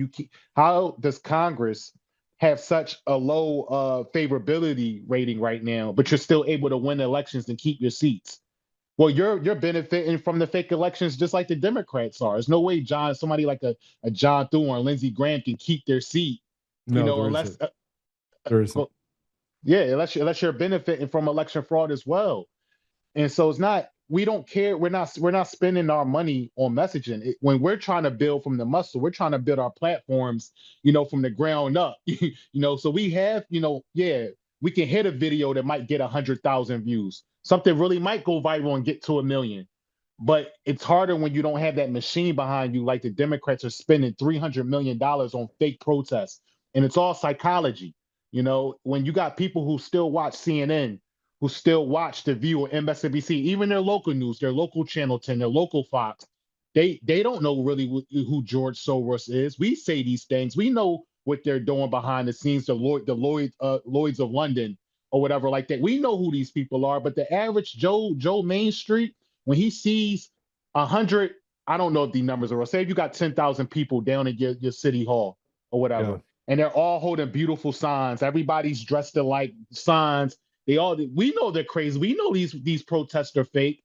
but that's $300 million that they spent of our money to make the psychology that play. It's hard to compete against that when our side isn't spending not nearly none of that to compete with messaging.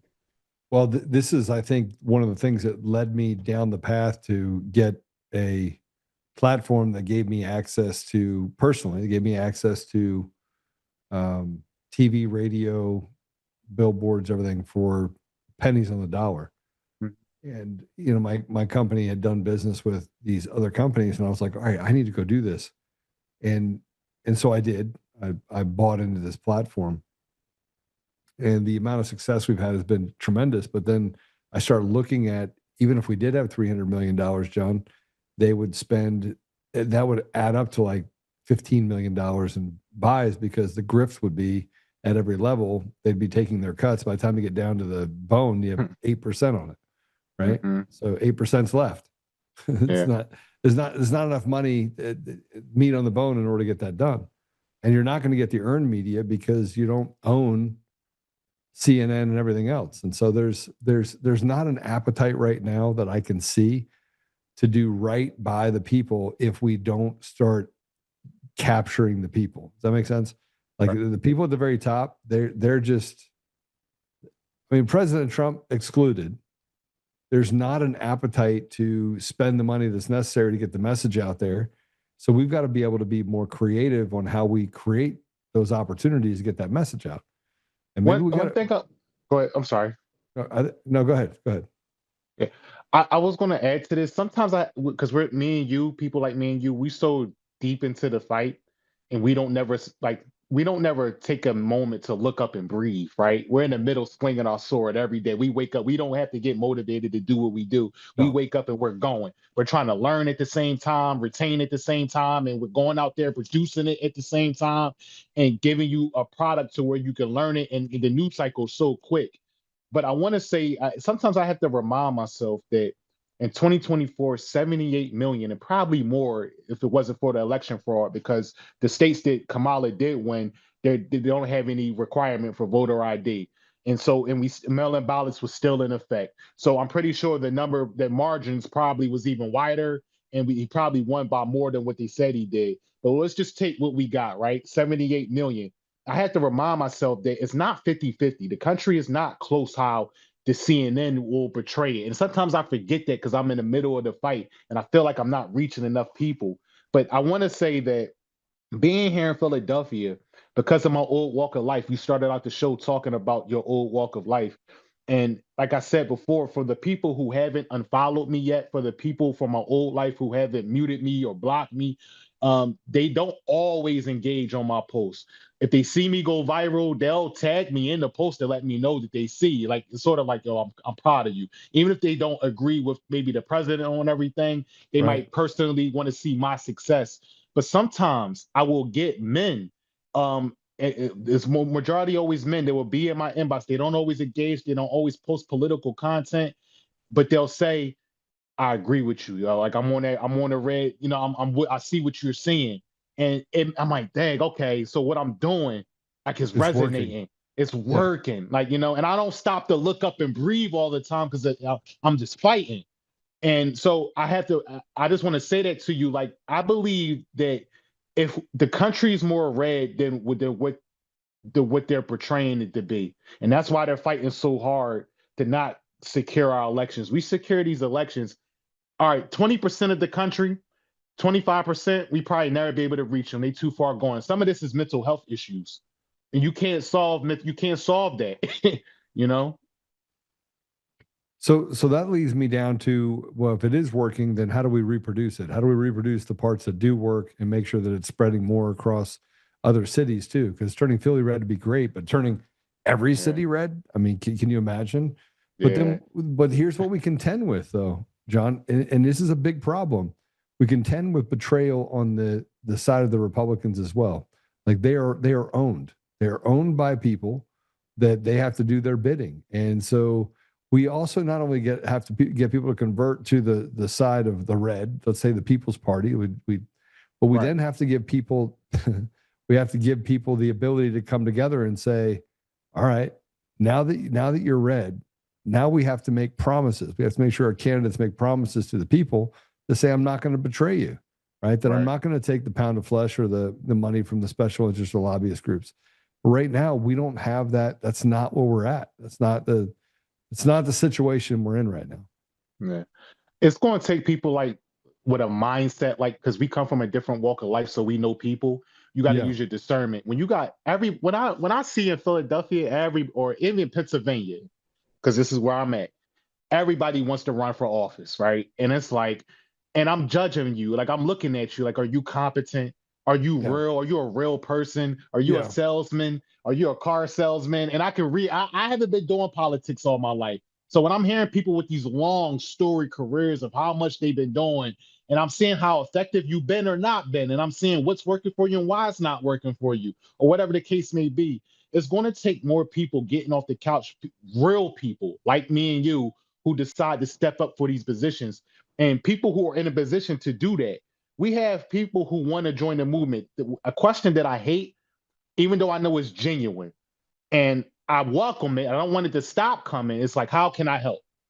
I hate that question. It's because if I start telling you how you can help, you're going to give me 1,000 reasons why you cannot do that, what I'm asking you to do. So you'll be like this. Yeah.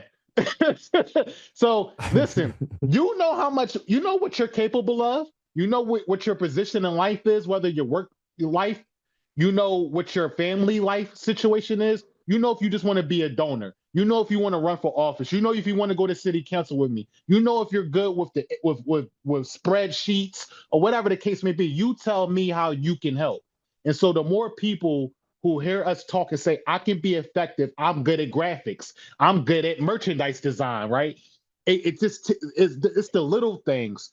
So I feel like when you get enough people to find out where they fit in at, then we will get better outcomes. Because a lot of people see, I'm not shy, right, about what I want in my life.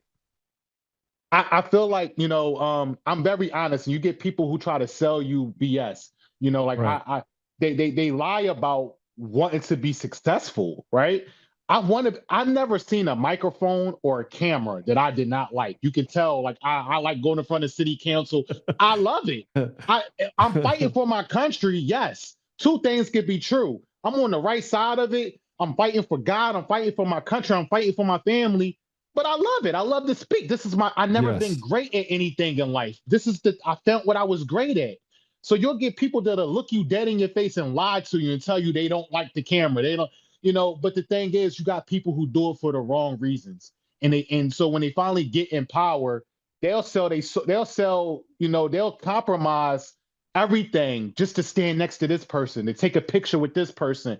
I've had people who was talking big crap about Flip Philly Red, me and a co-founder criticizing, critiquing all our little moves last year in 2025. 2024. This is what you need to be doing. This is what you should be doing. Now that we're gaining traction, now that I'm doing interviews, now that you see us going viral, now you see the big accounts throwing us up. Now everybody want to come take pictures with us. Now everybody want to come stand next to us now. I don't forget. I know who you really are. So that's the problem that we face in the party. I'm telling you right now, I passed your name out to some of the biggest names out there, podcasters. Thank you. And and I'll have you on as many times as you'll come on. I saw your video. I saw your video and I was like, I sent it over to the team and I was like, get him on now. Thank you. I'm forever grateful for that. Listen, it means the world to me because I dreamed about being important in life. I never knew it was going to be for my country. This was not on my bingo card. I just knew I wanted my last name to mean something. I knew I wanted to make my mom proud for all of the wrong things I was doing in life once life started clicking for me. And so I feel God had it on his bingo card for you, bro. He had it on his bingo card. Thank you. Right. Sure. So I feel like if you could get more people to use their talents to do the Lord's work, to do what's right, we'll have better outcomes. They're hearing us talk about politics in 2026 for the last few years now, more than they've ever heard us talk about politics in the history of time, probably since I've been paying attention. They thought this was going to go away or die down a little bit. Yep, they did. If you talk about football and basketball every day, all day, I don't care how exhausted you is hearing us talk about politics. Remove me from your feed then, because I don't want to hear people that say, I don't like politics. I get burnt out on politics. Politics is every day, all day. Soon as you step outside, the world is political. So I need you to care. So we got to continue to have these conversations and hope that the righteous people step up and do the right thing, once they get in position. What if we changed it a little bit? Mm-hmm. What if we created it, we gamified it? What if we could gamify it? What if we could gamify the ability to get people involved based on belonging to, like, being warriors, right? Remember the 18 to 25-year-olds that ran on the beaches of Normandy, right? Mm-hmm. They knew they wouldn't be fathers, knew they wouldn't be husbands, knew that they wouldn't have children. Right. But they did it anyway because they knew that the cause, like they could see the light, that they were doing this for a noble reason. Right. I think there's a lot of noble people out there that would get involved if, and frankly, getting involved is no different than standing on a street corner. It really isn't. You make a good point. You make a good point, because I've tried to, this new coalition, like I guess my generation and maybe a little bit younger who's joined in, like I try to have fun with it. Like it's daunting, right? It's real. It get dangerous. You see the president, they just try to kill him again the other night. Yeah. Charlie Kirk, was assassinated. You get people who get it. This is real life. It gets daunting, but I don't know how, but I still try to have fun with it. So when you talk about gamifying it, you kind of, I don't want to use this word, but I guess, you make it like a cool thing to be a part of. So you are a superhero in a way. In real life, this is the real life adventures. So like I put up, just to have fun with it. When Danielle and Zoe came, Chicago Flips Red. Yeah. And amazing. They're amazing, by the way. They're awesome.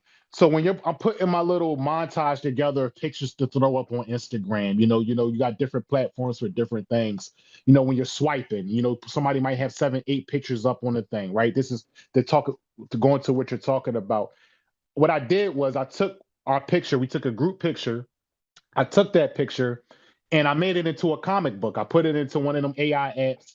I said, transfer it, make us look like, some superheroes like in a comic book, and have with the word bubbles up and all of that, just to have fun with it. But you have to have that mindset that, you are a Tony Stark, you are a Bruce Wayne, you are Selena Kyle, whoever you is, whatever you got to do, whatever inspires you to get up and say, I'm gonna fight for my country. This is important for my kids, for the next generation. This is what I got to do. Whatever you have to do to make it entertaining, do what you got to do. Because there's nothing more important than what's going on right now. I can't hit you all at once to tell, because it's going to be too much. You're going to think that I'm lying. You're going to think this is a Bruce Willis movie if I tell you have crazy billionaires and trillionaires around the world that wants to enslave us all and kill half the population, because this is a game to them. This is the Hunger Games for them in real life. These bankers, that comes from the beginning of time. So I think that we can gamify it. I think we can get people. I mean, you call it warriors. Look, people join, but we got to be. Here's the problem. We got to accept people where they are, not where we want them to be, and we've got to be okay with government infiltrators coming in. And as soon as they try to break stuff up or create problems, they're out. Right. So our ROE's got to be tight. I'm so glad you said that. Because people want to keep, and this is true. And I want to tell people, I get it, Sherlock.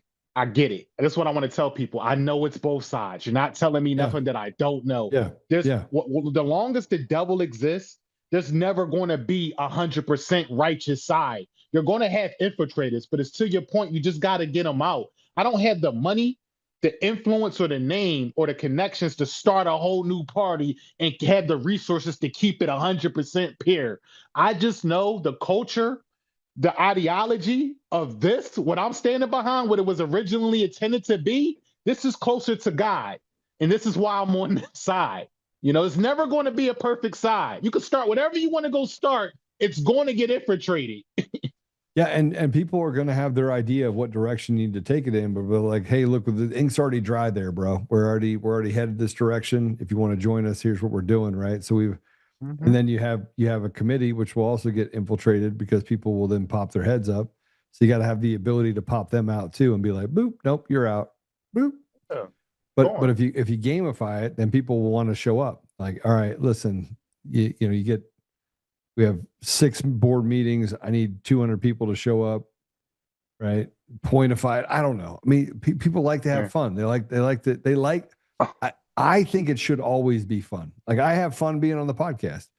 Right. I have fun getting involved in politics. I have fun when I'm fighting.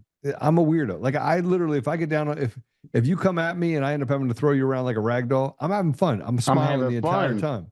That's a different mentality to have, man. That's a warrior mentality. I love it, bro. That's why we really brothers for real. Yeah, I had that same 100%.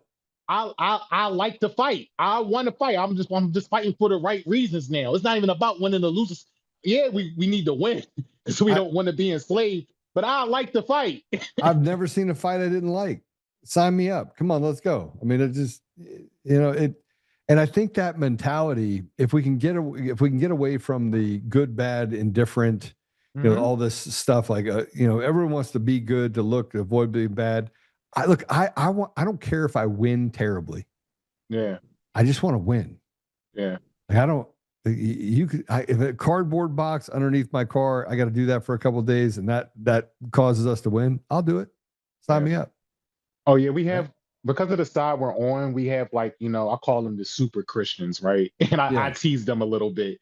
And so sometimes they'll get on President Trump a lot about some of the things that he says, or and I'm like, do you understand these people tried to kill him multiple times? He has 97% bad media coverage, the worst than any president in any history of time. He's been sued more than his administration has been sued more than any president in the history of time. He's had 34 fake felonies. He's had the impeachments, the Russia hoax, all they call him a pedophile, all of these things. And so when he decides to lash out, and I'm not saying it's right or wrong, but I'm saying I have grace for him, because I understand if somebody was trying to kill me, then I might be a little short-tempered with people too. And some people might get called piggies. Some people might get the bird every once in a while. Some things might come out that you're not used to hearing. You know what I'm saying? But they've captured the vernacular. They've captured it. And then the Christians have captured it on our side to capture us. They tell us that, you know what God wants? God wants just love. No, Jesus flipped tables, okay? And the Bible is filled with stories where you had to fight. And frankly, the idea that you're upset over somebody's vernacular and president said mean tweets or whatever, are you equally upset at the fact that they're grooming our children, cutting off penises, genociding an entire generation, and taking away opportunity from Black people while importing this replacement theology from foreign countries that, frankly, they're not angry enough, and it pisses me off. I'm like, that's not even a comparison. I don't care. How in the world? Good. Get upset. Get upset at that. Now come over here. They're going to cut off this little boy's penis. How do you feel now? And they're like, oh, I think it's wrong. That's it. Yeah. That's it. I think it's wrong. The same thing with the Iran war. It's the same thing with the Iran situation. He said, first of all, he didn't start a new war, but I'm not even going down this rabbit hole of this Iran thing. But you have people. I mean, look, at the end of the day, look, I don't like war ever. Right. I don't want people to die. Right. But enough's enough, right? We've done this thing where we've kind of sniffed around the edges, and take care of it. Now, the part about Israel going into Lebanon, I think is diabolical personally, because Lebanon didn't do anything. It's sitting on the sidelines. Right, you go in there and destroy churches and do what they've done. It's unforgivable, frankly. Right, I understand. But you can have the two things can be true at the same time, right? Everything is very nuanced. It's not just always black and white. They'll say that they're attacking Hezbollah in there, and Hezbollah is hiding in the churches, or they're hiding in the schools and stuff, and that's why I had to kill the children. But and it's not right, bro. It's not right. You don't have to kill children. Period. And stop. Right. It's never going to be a good reason to do that. War is nasty. You know, it's not. It It's is. not. And if I tell people, if America was to pack their bags up, if say even Israel, for all of the wrong that they do, right or wrong that they do, they was to stop doing what they're doing. You know how many women, how many men, how many fathers, how many brothers, how many husbands, how many sons have been killed over the generations over there? When if we pack all our bags up, do you think they stop doing what they're doing, Iran, trying to get No, revenge? no. Do you think they stop We've funding already the ink's dry, bro. We've already killed enough people that we've created a whole generation of terrorists. Right. So you're not gonna stop. We should have stopped it 50, 60 years ago if we're gonna try to do it. Right now, we're just servicing the symptoms of all of the things that we've been doing over the last 50 years. Exactly. So when you know China, if they don't produce their own energy and they need, you know, Iran and these other places, and all of this comes through that route of the Strait of Hormuz and all that, it's very nuanced. You know, China's our enemy. You know, some of these other countries over there don't produce their own energy like America does. So, you know, it's a very nuanced conversation, and it's, you know, but I just, man, I just have this mindset that I'm in this fight. It's a war. It's a war. It's a spiritual war. It's a war where we're at. And we need more men to step up. We need more men to embrace it and get in the fight, man. Get in the game. Well, I tell you, I think we're in a place where it's not getting better. It's getting more obvious, right? But here's my problem. We're not just fighting the Democrat Party. We're fighting a rotted judiciary where these judges, they're disgusting, right? And everywhere. I mean, you want to fix the system, take away immunity from judges, right? Make it so judges can be charged for crimes that they commit because they're committing a lot. Mm-hmm. We have a rotted legislative branch that basically betrays the people on both sides of the party. We have stolen elections that are allowing all of these people to be put in their positions. I mean, if I started loading you up on all the problems that I see, you'd go, okay, we can't solve it. But we can solve it. We can build density and we can actually get people in the I actually think I was sitting here, I wrote a bunch of things down on gamify, go work that problem. I'm going to sit over here on my whiteboard that's behind me, and I'm going to literally gamify this deal and be like, okay, here's how we get people involved. And then I'm going to call you and be like, John, we've got it. I've got the key. Got the plan. Key, bro. Let's go. Right. But we got to recruit. You know, I said this 5 years ago. We have to create unlikely alliances. Yeah. And people are going to get mad at me for saying this. So I know GDs, Bloods, Crips. Mm-hmm. I know them all, right? I know a bunch of them from and I've played football with them. I've broke bread with them. I've prayed with them. Yeah. We've got to have some unlikely alliances. Right. We've got to build unlikely alliances, and we've got to go there. We've got to pray with them, because these are the people that I've never seen anyone at the lowest point that didn't want their children to literally have access to opportunity, no matter where they are. Yeah. Even the most lost individual. And we have to start figuring out a way to get people to work together that wouldn't even pass each other on the street. Does that make sense? You got a point that they're not ready for this conversation yet. And so I tell people, right, like I personally, John Allante McAuley, I personally have embraced conservatism. Mm-hmm. That's me. So yes, I'm a MAGA Republican, so whatever label you want to put on me, but I've chosen to live a different type of life.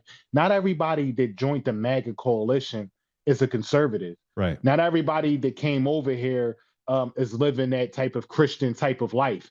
You know, it was a coalition. You've had Muslims that came over here. You had Jewish people over here. You got Chinese people over here. You got whites. You got all different. You got gang members that was putting up Trump signs and all this in 2024. You had this. They chose to go about their life a different way to how they wanted to obtain the things that they felt that was necessary for their family. Are we going to agree on those things? No. Did we used to do some of those things? Maybe, sure. Did we change it at a certain point because we felt this was, more conducive or better for our lives? Absolutely. You have a segment of our coalition, this Republican coalition, who probably will never accept that, won't accept that, not ready for that conversation. But you got to remember that we are all Americans. If And you so want to win, that's the party, bro. That's the party. The People's Party, the American People's Party. You're going to need people that's willing to do things that you're not willing to do because you don't have the stomach or the heart to do that. Now, you know, they had the mindset, they had that type of temperament, they had that type of energy in them to go get results. You know, you got to do some things that are not pretty because we're being attacked right now, you know, by these globalists and these people that will do satanic things. They're not satanic, bro. I mean, I'm going to tell you something. The loyalty inside of these these Satanists are on one side, these gang members. I don't believe that most of them are satanic. I believe that most of them are good people. As a matter of fact, they believe in God too. I'm talking about the globalists. I'm talking about. I agree with you. Yeah. I'm talking about not necessarily them. You know, you got people, Christians, they Christians and they gang members or whatever. You know, and you're not living a Christian life. I'm not saying you're walking with Jesus, but you got people who might have a rosary in his hands and like, south side of heaven, bro. South side of heaven. South side. Right on that edge. You know what I'm talking about? I'm not saying they live really close. Life. It gets hot down there because they like the heat, but it's not there yet. It's still in heaven. Still in heaven. Right. So, you know, but yeah, to your point, man, you're going to have conversations with people you never thought you was going to have conversations with that try to save America. You know, they're willing to act. Pray, stand, speak, act. Those are the 4 things that I tell people they have to do. I built a coin around, and it's all biblical, right? And I put on, you know, the armor of God. So I wear a ring. We got a bunch of brothers that wear rings. And but the concept of it is that pray first so you never become the very thing that you're fighting against. Stand up, always stand. A man should never be sitting down on his butt trying to fight. Right. Speak. When you speak, always speak truth and act. So I love it. So you're and when you talk about speaking truth, Galatians 4:16 is very clear. It says, "Am I the enemy because I tell you the truth?" And so many men are afraid to tell the truth, and they're afraid. They don't even know what the truth is because everyone's told them that what they believe and what they see is not real, but it is real. Yeah. Men got this. It's innate. Like you have things in you, and everybody has a conscience. Everybody knows right from wrong. But as a man specifically, if I'm just talking to men, you know, you have this natural thing in you to be a leader, to be a certain way, to see the world a certain way, to move a certain way. Now, you might not be acting on it properly as you should be, but every man has that in them. It should that spark should be in you somewhere. You know, I wasn't always living like that. It took for different influencers and shortcomings in my life for the light to finally, you know, to come on. I was a late bloomer. To do what I needed to do as a man, the things that was most important. And I always bring it back to ground level because sometimes we go far out of space and we start hitting some big topics and we have big ideas and try to come to big, you know, conclusions. And I simplify things sometimes and I just talk about your personal life and how you're living.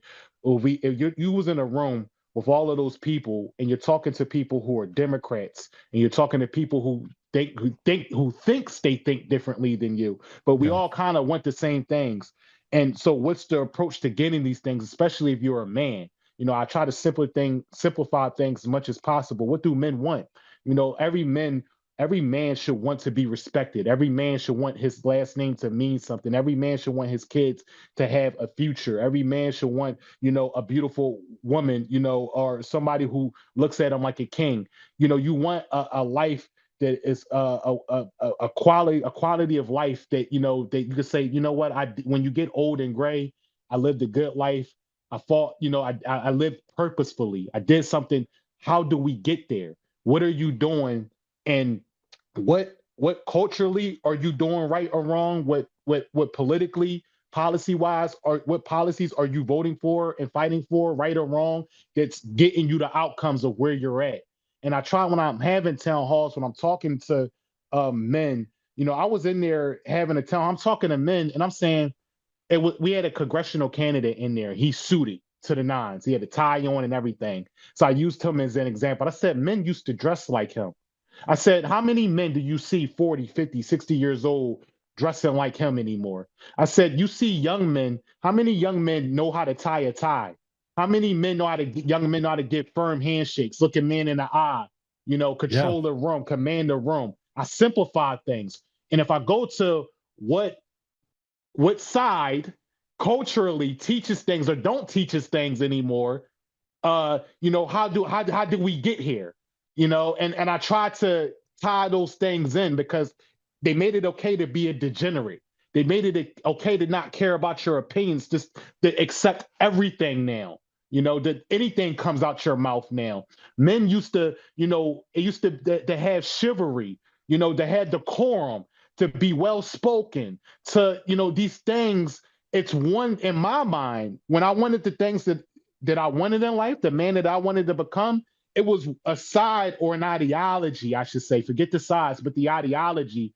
It said that's going to get me closer to the things that I want in life. Yep. Versus that. And I try to simplify things sometimes and bring it down to that. And hopefully, I feel like I think when a man hears that, if you got any type of sense in you, you're like, all right, he sound like he closer to the truth. Well, and this is where we get into trying to just cut through all the mess in order to get somebody so that keep it simple, stupid. There's a reason why that's been popular forever, right? We want to keep it as simple as possible. We want to come out the other side understanding how we work the problem and what the outcome was. But there's a saying that I have when I talk to people, right? And you just brought it up. Not everyone leads the Christian life. Not everyone. And this is the hardest thing for my Christian friends to accept. And I was like, listen to me. You got to accept people where they are, not where you want them to be, right? You have to embrace them where they are, and you have to be a good example for them so that they'll want to follow you. That will lead them to Jesus. The other part won't, right? This idea that you're better than them or you have more than them, that just leave that stuff aside, right? You gotta accept them, embrace them, love them right there, because we're going to battle, and you want that person to have your back. They can be an atheist. But if they have your back and they have a firm grip on loyalty and what it means to do the right thing, I'd rather have that person than somebody that goes and hides in a hole and says, "Oh, I'm sorry, I was afraid." Yeah, no, that's true. You're gonna have people who might not be praying to the God that you pray to, but he really still might be a good person. Yeah. You might I know people who know the Bible in and out, and they horrible people. Like Horrible. You hustling God to me. So yeah, you can quote it frontwards and backwards, but you suck as a person. The most important thing that I'm taking away from what you're saying is to be the example. And I couldn't tell people to care about your image, your health, the things that and not represent that. So when I started making this transition to the life that I'm living now, and we talked about this when you first had me on, this gym culture and the discipline that came with that. And all right, look at my results in life.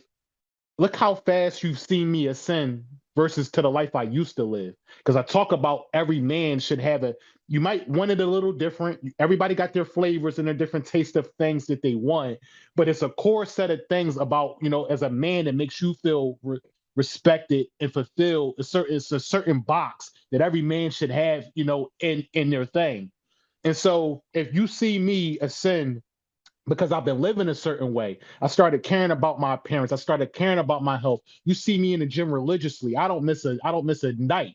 That discipline helped me have confidence to go in a room at City Hall and speak against 500-600 people that I know 95% of those people in there are going to boo me, think differently, hate me, for whatever. It gave me the confidence to do that.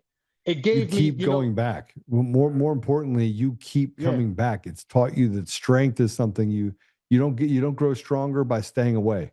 You grow stronger by going straight at it. That's how you get stronger. Yeah. Some weeks it might be a Monday or Tuesday. I know Thursday coming up. Do I feel like going down here this weekend? All right, but what did the gym teach me? Do what you need to do when you don't feel like doing it. Now you said, and I'm so grateful for you having me on your platform. I'm grateful for you giving my name out to other people that you know. I'm grateful for every time that I went viral. But, a certain respect comes with your name when you're living a certain type of way. You have people that adore you or look at you a certain because they respect your heart. They respect, the work that you put in to learn the things that you know and have the courage to say the things that you can say. They say, oh, I wish I could say that. I wish I had I was in a position to say what you say, that it's like, wow, like, okay. And you take that and now it's like, I have a certain responsibility now. When I get online and I post something now, I can't just post something willy-nilly now. I have a certain responsibility, a community that I'm speaking for now because, they want their families to be represented a certain way. And I'm not even a lawmaker. But my influence now matters. I think that's important.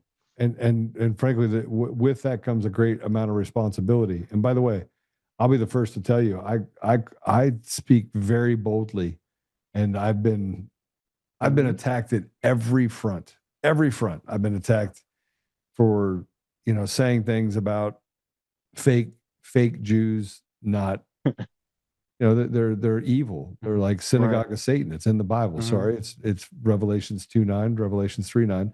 And there's other things. I just use those because it says that they will come to you and tell you that they are of, and they're not. Right. And so I'm a very vocal person when it comes to cutting out evil, period. And that makes it very unpopular at times. Right. Oh yeah. But I'm not gonna shy away from it. I have no interest. I'm gonna continue to speak truth, and not my truth, but the truth that's right in front of us. You can see it, right? And it's uncomfortable, and it should be. Right. Sooner or later, if I say it over and over and over and over and over and over again, you'll get it. Yeah, for sure. I tell people be careful with that too, or with me, or anybody like us. I said, don't idealize me. Like, don't fall in love with because you're not going to agree with everything that I say. And then one day I'm going to say something, and then you're going to hate me. And it's like, well, I told you you're not going to agree with everything that I say.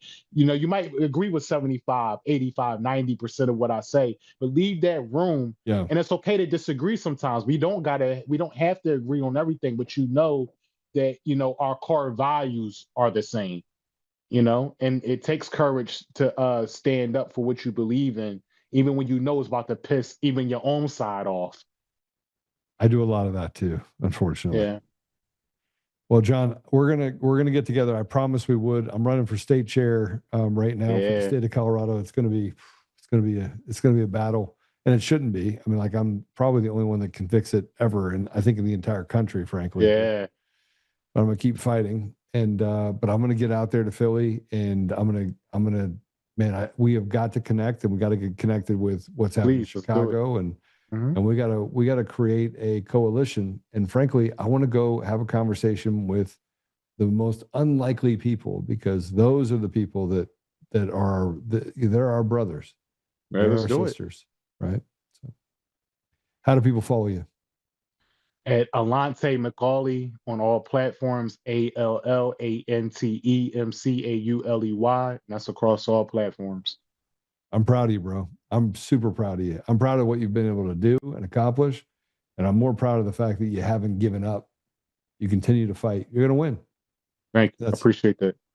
Yeah. So, and I'll reach back out to you probably in a week or so. May 30th is the race, is the deal. So you got it. Let's go. Mine's May 19th. You got it. Yeah. So how's that going? Great. I think because of my name recognition. I mean, I'm fighting their sample ballot. Mine's my general is the primary on May 19th, but I'm fighting their email list and I'm fighting their sample ballot because they're not doing any real work, my opponents. I'm the one that's out here really speaking about the issues. So it's me versus their sample ballot that they mail out to every Republican's home. But because I'm out there every day, I think I can beat them. I'm looking forward to it, bro. Praying for you. And thanks for doing all the hard work. And we'll have you on again. All right. Likewise. Talk to you soon. God bless you. God bless you, brother. Mm-hmm. That guy's a fighter.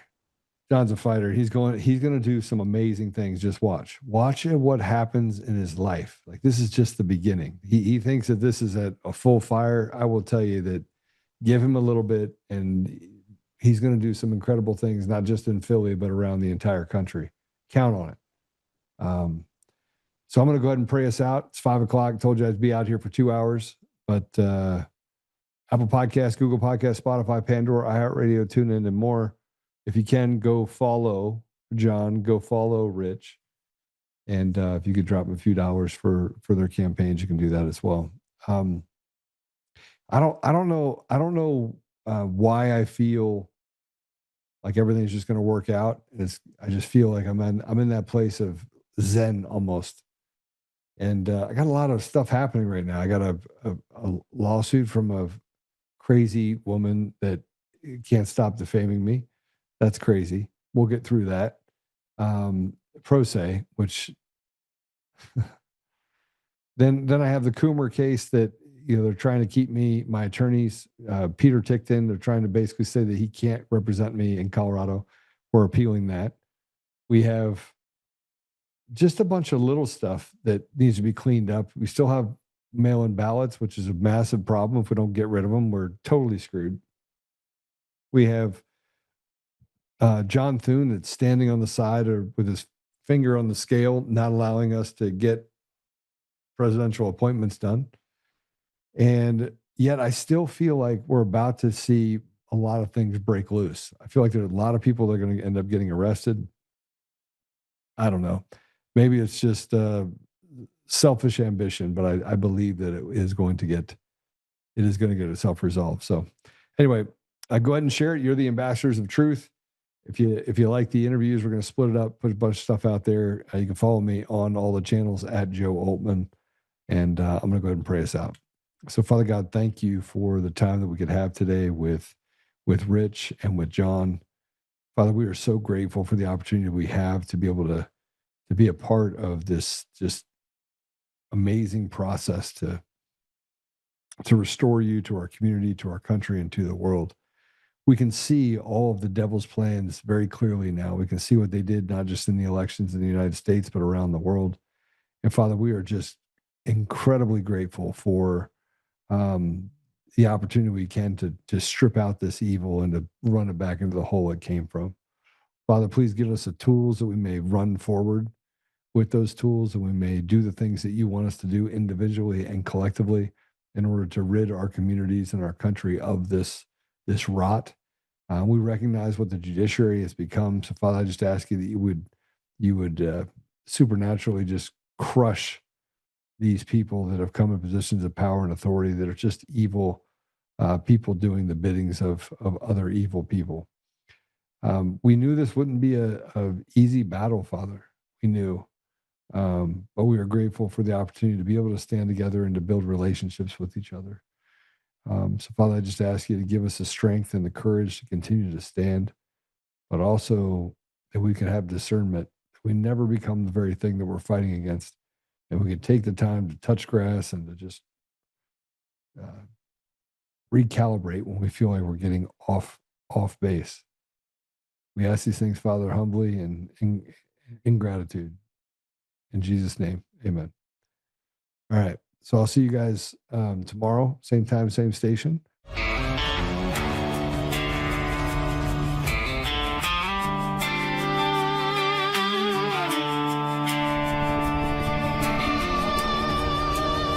Rise up untamed in the heart of the fire where the wild ones roam. Joe Alltmann's calling, bringing truth back home. From conservative daily to this untamed fire, we shatter the silence, lifting spirits higher. No chains can hold us, no lies can prevail. Authentic and fearless on this rugged trail. Patriots gather under stars and stripes. Untamed nation, igniting the night. Untamed nation, let the truth roll out in this land of the free. Standing proud from sea to shining sea, we won't back down.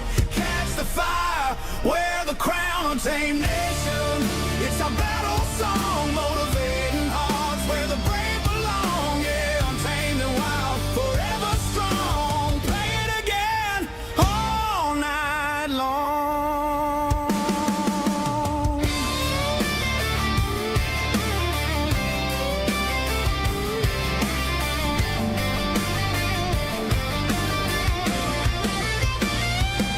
Break the mold, chase the real. No more games, time to heal. Joe's voice leads the untamed crew. Truth matters through and through.